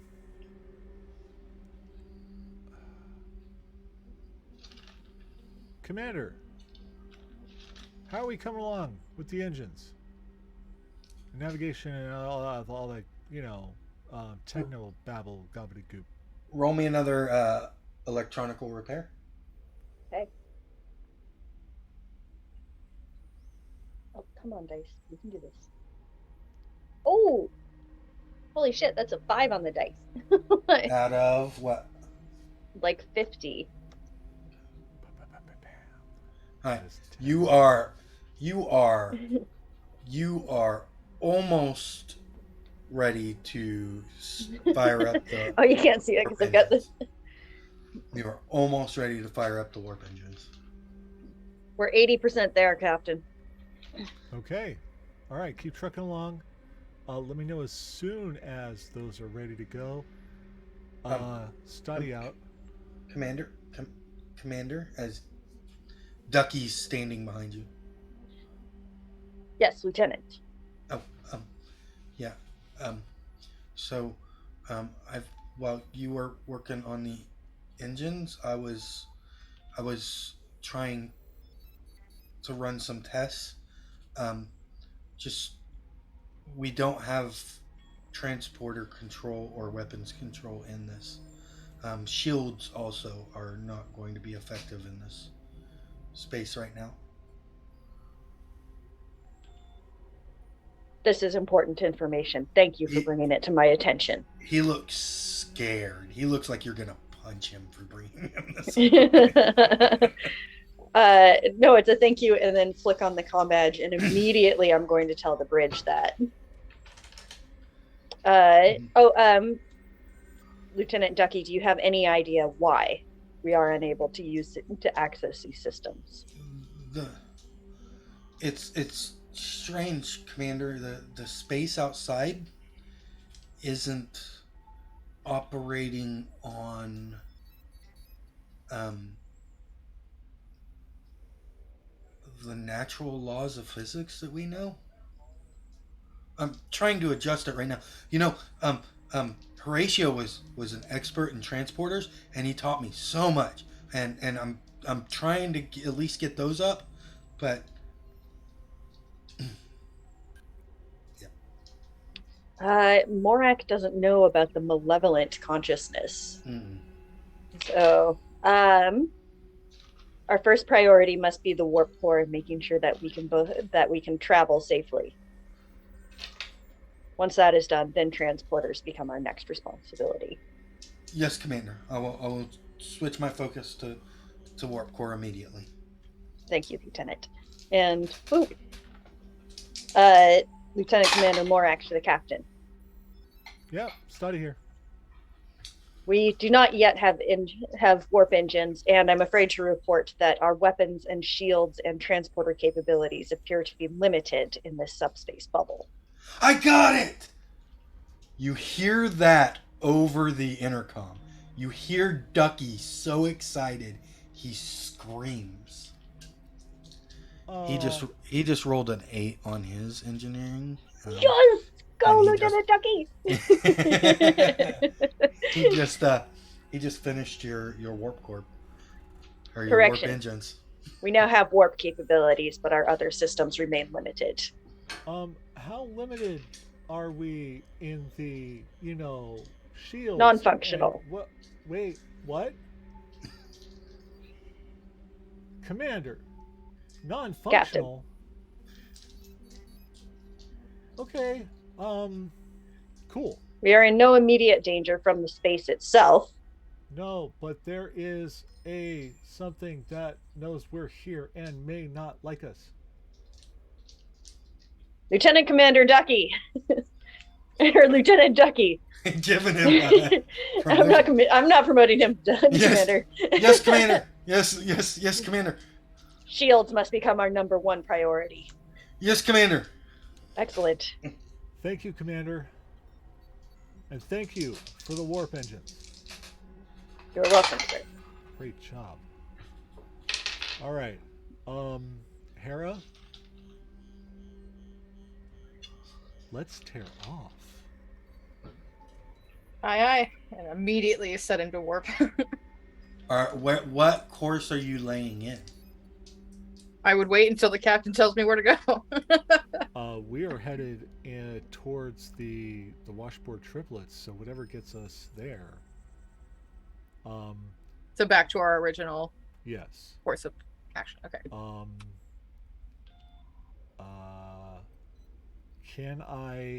Can I punch in the navigation myself? You can.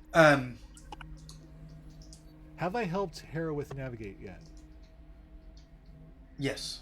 Okay, so yeah, I'd probably just attempt to punch it in myself to it. Yeah.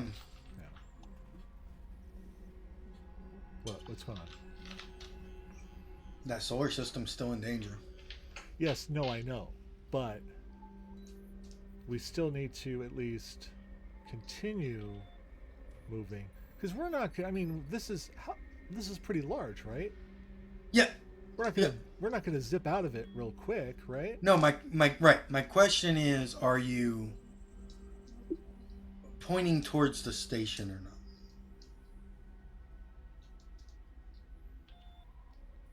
Pointing towards the station. That's at the center of this anomaly. Is the center of this anomaly in the path that we're supposed to be heading?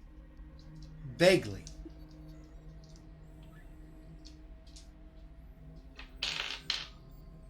Then yes. Okay. Because if the smartest route to stopping a thing is to get to what's causing the thing, not just putting a border around the thing, like, or a wall, like it's trying to stop it instead of contain it. Yeah, my thoughts would be to go in towards that while we're working on this, while we're heading in the direction that we need to go so that we're not losing time. If it's on the way, we might as well head that way. Yeah, you can vaguely head in both directions, but at some point you're going to have to turn one way or the other. Sure. So I will navigate a course in that direction until we reach the point where we need to turn. I'll have the navigation set to make those course corrections, but in the meantime we can always change that as we go, is my thoughts. Okay. Do you want me to roll navigate? Yep. Okay.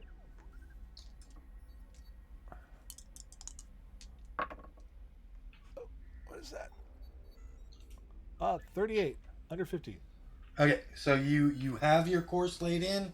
You're moving at warp. You don't have full warp. No. You have warp capabilities. That's fine. It's better than impulse, and again, we're racing Romulans and Klingons and whatnot. So, okay. So with that aspect resolved in a way, how you feeling, counselor? Better. Okay. So at this moment we're moving closer to the station. Yes. Yep. Okay. Feeling better. I kind of want to check to see if that, like, malevolence, like that, if that energy is still like, if it's changed in any way, if it's gotten stronger or if it's gotten like decreased in any kind of way, or if a new emotion has come as we're moving closer to this target. Roll me a power check. Right. Once again, surface feelings. Oh. Okay. 50. What is that? Oh, that's a 56. Under 90. Okay. Hey. So, it's getting stronger. You're getting closer. The entity is definitely on that station. Um, Can we pick up any other feelings or any other life forms at all?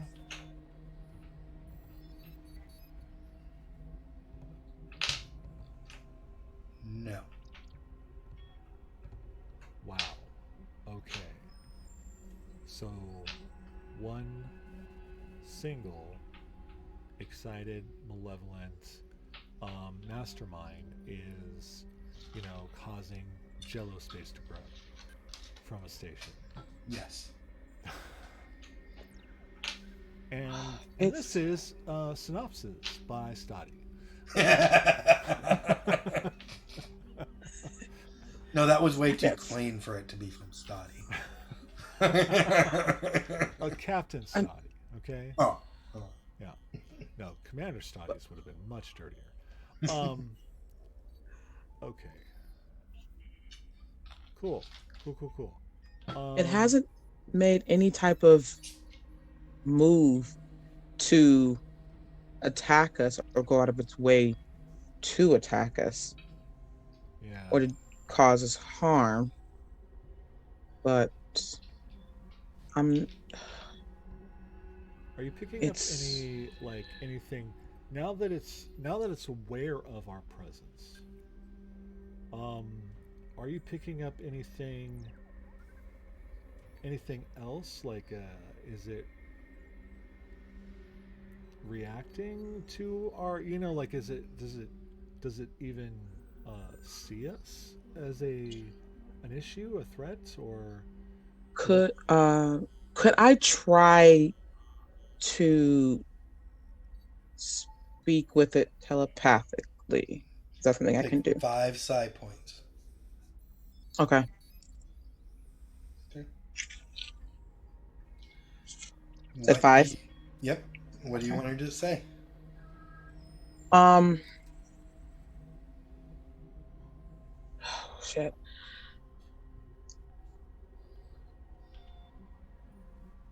What is your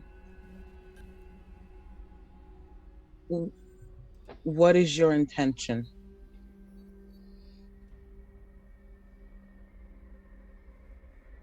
Roll me a power check.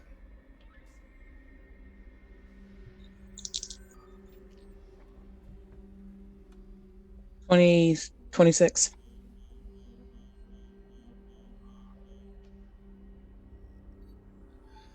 You feel savagery come at you. You feel hatred. And you feel desperation. And I'm going to telepathically um tell Stoddy this information. Captain, I don't know exactly how to describe I can sense this, it. but Yeah. it's like it feels like some kind of, if you were to cage an animal, evil, desperate, maybe even scared.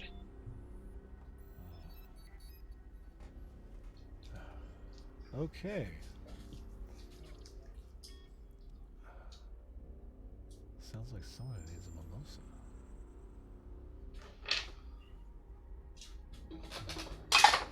I don't know of any artificial being that would carry such feelings. This Yeah. is quite beyond my knowledge. Well,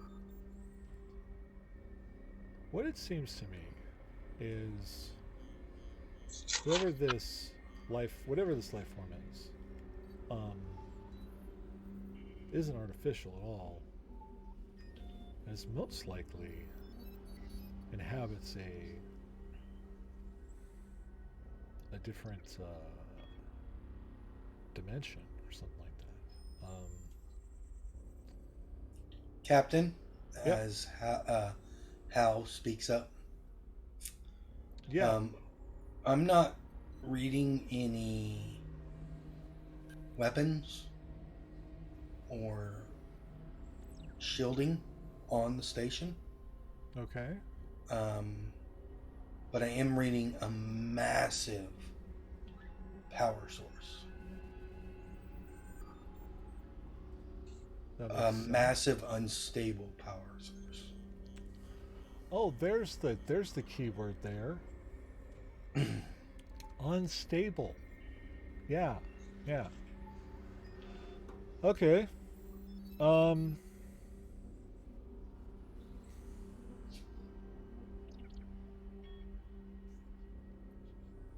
Okay. Massive unstable power source.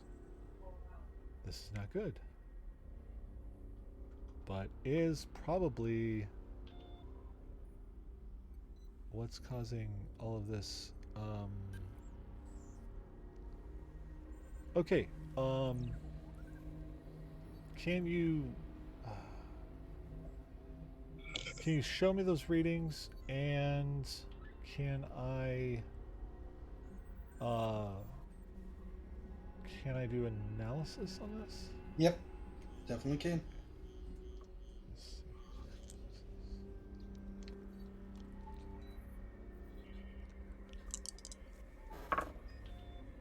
Oh, wow, 36 under 40. Just Hal's assessment of the unstable energy source is very conservative. What you're looking at, or how you would analyze it, is it is a rip in the fabric of reality.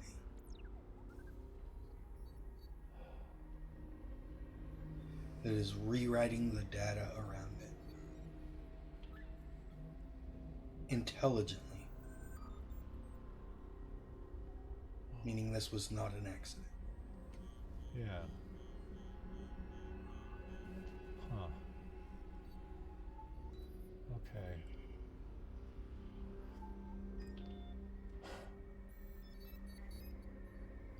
I don't know. Wow. Lieutenant Commander Maroc, go ahead and roll me. What do you want to roll me?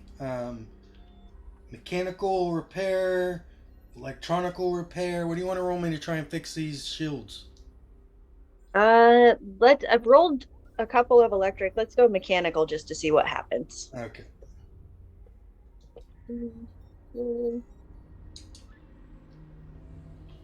46 out of 60. Okay. All right. Ducky also helped, so you guys have made progress on it. You're probably about 40% done. Nice. Can I just say we are fucking killing it in engineering terms?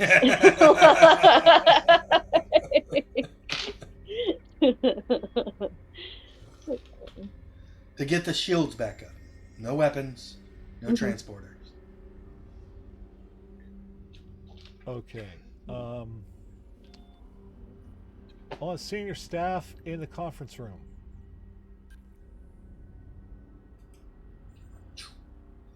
All right.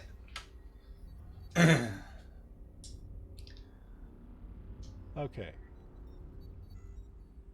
Yeah.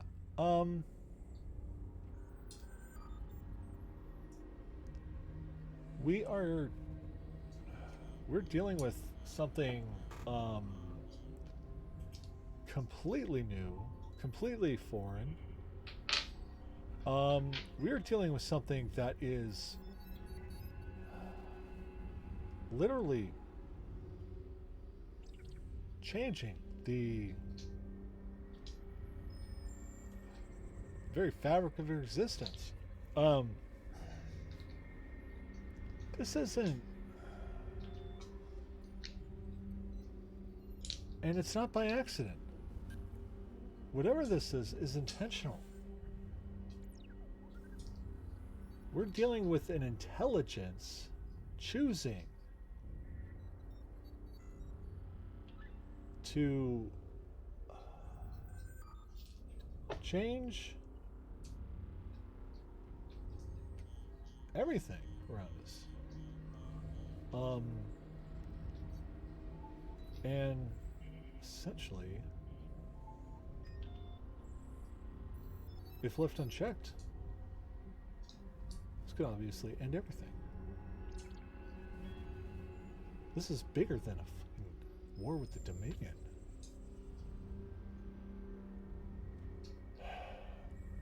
So, I need all hands on deck. I don't care if this is... I don't care what your specialty is or what your assignment is. If you have a thought, if you have an inkling that you think would help in any given situation here, I want it. I can't remember her name right now, but the chief of science goes, Captain, analysis of the material made of the station corresponds to materials spread throughout the Shackleton Expanse in ancient civilization ruins. So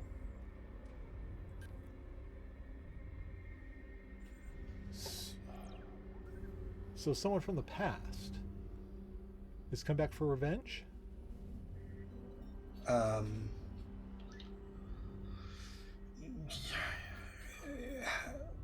The readings don't show any time distortions. Okay. Huh. Thank you. Lieutenant Commander Zelnick.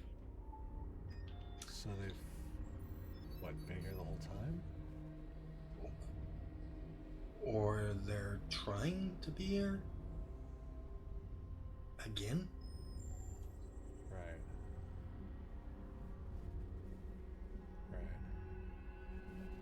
Well, that explains desperation and, hatred and malevolence. If they were defeated before, surely they can be defeated again. Hal goes, yes, I like that because, I can't think of his name right now. Sam's character is in sickbay. Dell. Yeah, Dell? there we go. Remember Dell. So Hal's sitting in for Dell right now. Yes, we can. I believe that if I can get a security team on board, we can easily take down this one individual. We can have a runabout ready in short order. What? You're talking about storming the station? Do we We're Starfleet. think? I mean, this, whatever it is, hasn't actively tried to harm us. If we choose to be the aggressors, we may cause the whatever this is to take actions to defend itself. At this point, while we do know that the feelings we've sensed are such savage and anger and desperation, we don't know how desperate this thing has become. Perhaps it is trying to create something out of that desperation. Perhaps it's trying to, I don't know, find its place or create something so that it's not alone. But I don't believe sending people to eliminate a threat we are not entirely sure about is wise. Especially if they have failing equipment, Captain, which may be the source of the issue if this wasn't here before. If the equipment is failing, why not disrupt the equipment to keep this from expanding any further, and then we can work on following solutions. Yeah, no, I agree. Excellent. Okay. I do want to point out, Captain, Yeah. that my analysis of the space outside of this ship Yes.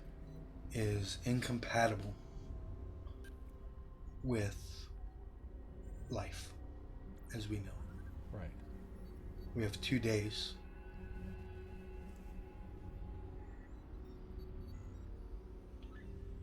Okay. Well, we all did zero G training. Okay. Oh, this means spacesuits and stuff. Oh god. But yeah. So let's put the minds together. Let's start formulating our next move. And until then, Hal, I'm gonna tell Dell on you. Oh, please don't. Come on. He doesn't say that. He thinks it to you. He's gonna be so upset at you. For even. It's going to make you take remedial empathy classes. Not the sensitivity classes again. Every quarter, bud. It is very easy to destroy equipment. It is harder to disable it without destroying it. I require scans. Okay. Well, we'll get those scans. We will make preparations for the incompatible space, and we will continue to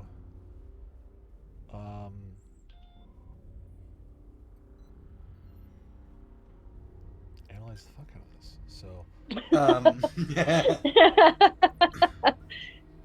That might be the most Star Trekky thing ever, by the way.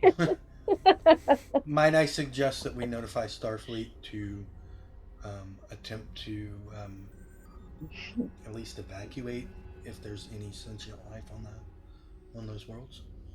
yes, and let's I will send a communique directly, and also send over the data, that shows how this has reacted to subspace, and maybe put Starfleet science on, a possible, potential barrier type thing that they can possibly, work on, put in place, kind of thing, as we work on this. Are we even capable of external communications right now? I don't know, An excellent question. because we normally communicate through subspace. How? Well, let's find out. Hello, space phone. Dial. Can you hear me now? Nothing. Nothing. Oh, yeah. That's Lieutenant what- Commander Maroc, roll me either an analysis or a situational read.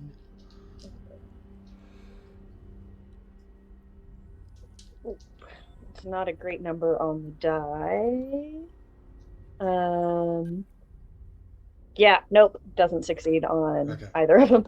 Okay. I'm gonna say it's analysis.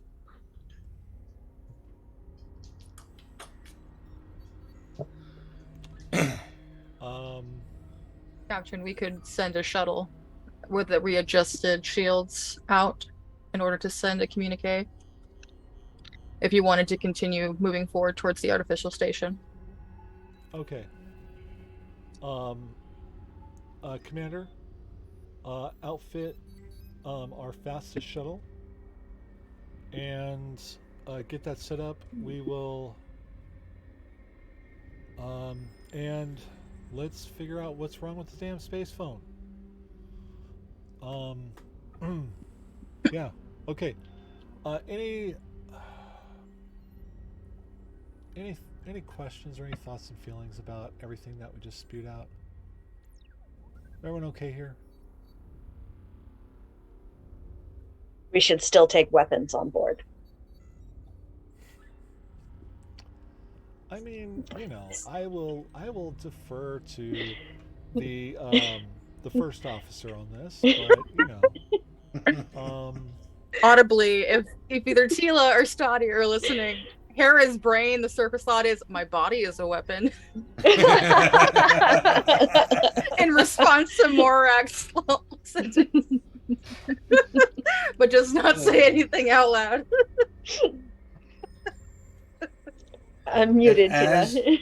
And as you all stand up to start planning for this assault, or not assault. it's still, Don't like it's the A still would an not assault. Engagement. It's still engagement. Okay, engagement. How about Encounter. that? And it had a word for it. Raid. Engagement. I think we're gonna call it a night. Right? There it is. A situation. situationship. Situationship. So, Well, it's just like when Picard said, like, we're about to engage the Borg, like engage. one of my favorite lines. So, Oh, that still gives me chills. Anyway, I hope you all had fun. I had fun. I hope you enjoyed this. Yes. I wanted to go like heavy science, heavy this round. So I'm excited. I hope you enjoyed it. Let's go around, say who you are, where we can find you, and your favorite part of the episode. Something I like to do with all my games. And we will start with Ulfric. Hello, I go by Ulfrig online. At the moment, this is where you can catch me doing things in public. Otherwise, check out the Chatty Fam Discord. I hang out there a lot. My favorite part of the episode tonight, oh gosh, I really liked Hera being like, you know what? I just need a fucking minute. And I know some of this was dice rolls and some of this was mechanics, but I loved that, like, taking that break, she came back and provided like the next plot movement, essentially. I just thought that was really good. Yeah. So. I liked it. All right. Thank you, Ulfrig. Jay. Hi, I'm Jay. I do TikToks, so watch me be all silly and stuff at JCourts5, and just be friends. My favorite part of tonight's game, I think, definitely was trying to work through like what this is and how we're going to, I would say, find a solution to this problem, which I love that part of Star Trek, of just having a problem and then trying to find a very interesting solution to something, and just everyone's different strategies of how to come at it. It's fun. Thank you, Jay. And that's my favorite part of Star Trek too, is the solution finding, the problem solving. I love it. Thank you, Jay. And Dana. Hi, my name is Dana. I'm on the internet at JMLB in multiple places. Catch me here every Tuesday doing USS Solidarity with all these cool people and then some. or the other Tuesday where I'm playing in Ravenloft King of Ravens. They catch me every other Wednesday playing Legacy of Chaos, a Dragonlance 5e campaign, where I am the brain cell. You can catch me on my own. Yeah, singular. Sometimes I lose it, but they always end up giving it back to me. I am also streaming video games on my own Twitch channel, which my overlay was created by the wonderful Maddie. It's lovely, and I love it so much. It's so pretty. And I am also the community outreach developer over at Mondo Cane Publishing. Thank you, Dana. And my favorite part of tonight is the growing relationship between Morak and Ducky. Ducky had Singer, and now Ducky has Morak, and they're two completely different officers, and I am just, yes. Thank you, Dana. All right, I'm going to go before you, Maddie, since this is your channel. All right, I'm Ryan at Balag Maradon on Twitch, Twitter. You can find me on this channel nearly every day. What was it? Of the 9 shows, I'm on like 6 of them or something like that. Something like that. Nice. Something like that. So every Monday, you can find me on this channel, either running D&D 5e, Dr. Where the Fuck, or running Monster of the Week, Hide Family Values. Every Tuesday, you can find me on this channel, either running this amazing game or playing in Ravenloft King of Ravens.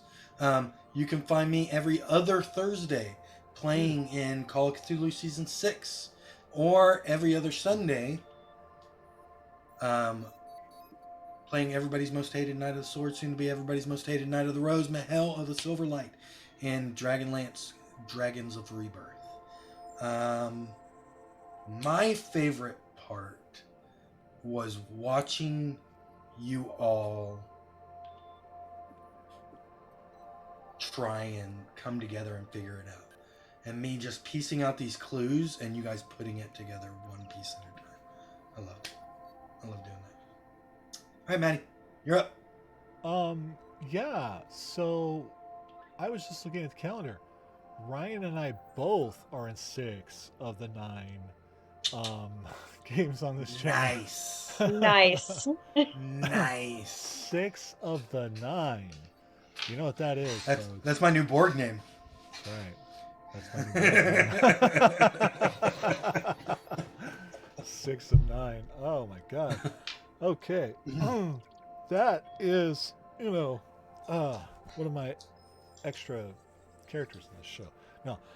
But anyway, I'm Maddie, aka So Maddie Games. I use he, him pronouns, and I'm the dumbass who, created this channel.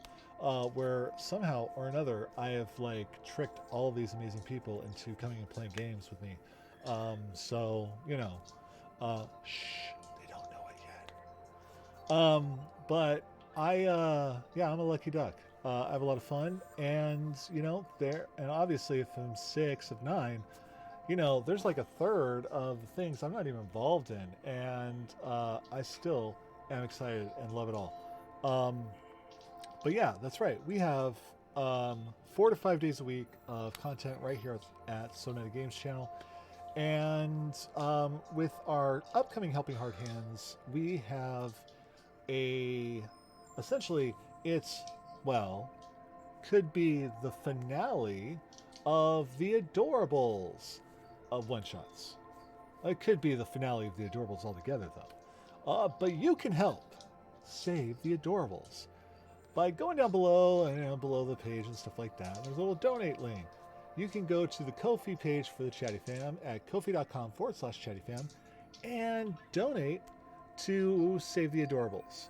And if we reach our goal, which we are at 23% of our goal, if we reach our goal, then all 4 of the campaigns, all 4 of our D&D campaigns on this channel will all be together in one 3-hour one-shot battling an ancient dragon and an archmage. And if we don't reach our goal, then it's just going to be the Adorables with a couple of their you know, friends, like Mahel and Fenrock, battling an ancient red dragon, an archmage, and then, yes, the caveat: if we don't make the goal, Ryan gets to bring a villain of his own. Excellent. You know, like Aslan Rex or something. You know, just saying. So, save the adorables and save the world. Save all of our worlds. Because, you know. And all the funds that go to that Kofi are going to go to all of the amazing folks who play and run games here. As just a little bit of compensation as a thank you, you know. So thank these people for the amazing work they do. Because, you know, while we're having fun, it is work. You know. Anyway, we love you. And okay, so then there's that. Then just for me, you know, I'm just an artist. You know, I'm a graphic guy. I make stuff. You can go to somatigames.work and see all the work that I do, you know, much like the opener and stuff. And I remember last time I was going to replay the opener at the end and I forgot. I'm going to replay it again after this just in case somebody missed it because it's really that good. I love it. I and love it. Then, yeah, so you can see my portfolio. You can hire me direct at kofi.com/Maddie. And you can also go buy some awesome stuff at So Nerdwear. It's what the nerds wear. And you can get a USS Solidarity shirt, just like the one that I have that I was sporting the other day. It's so good. I'm really loving my work lately. I'm telling you. So, but yes, back to the adorables. Save the adorables, because boy, all of the GMs of those games are going to probably hate what they're replaced with. Just saying. Just saying. And everyone would be sad. And then every campaign would turn into like a giant quest against Matthew and Gawren, you know, Mirror Gawren. I'm sorry, yeah. And hi, we have other plot points, you know. Not anymore. They still gotta fix the freaking machine, the mansion. Oh, I mean, so much. Oh my God. Some of our campaigns are already in the same city. Maybe. You know, whatever. I'm definitely not threatening to burn down a bar. No. Do it. Jacob keeps yelling at me not to, but I'm really tempted. I hate that bar. Something needs to happen to destroy that hallway. Wait. So they're two different bars. Okay. Oh. Yeah. They're not. She's not talking about Hush. She's talking about the whiskey business. Oh, we'll burn that down too. Yes! What? Rude. I am fire Genasi, hear me roar.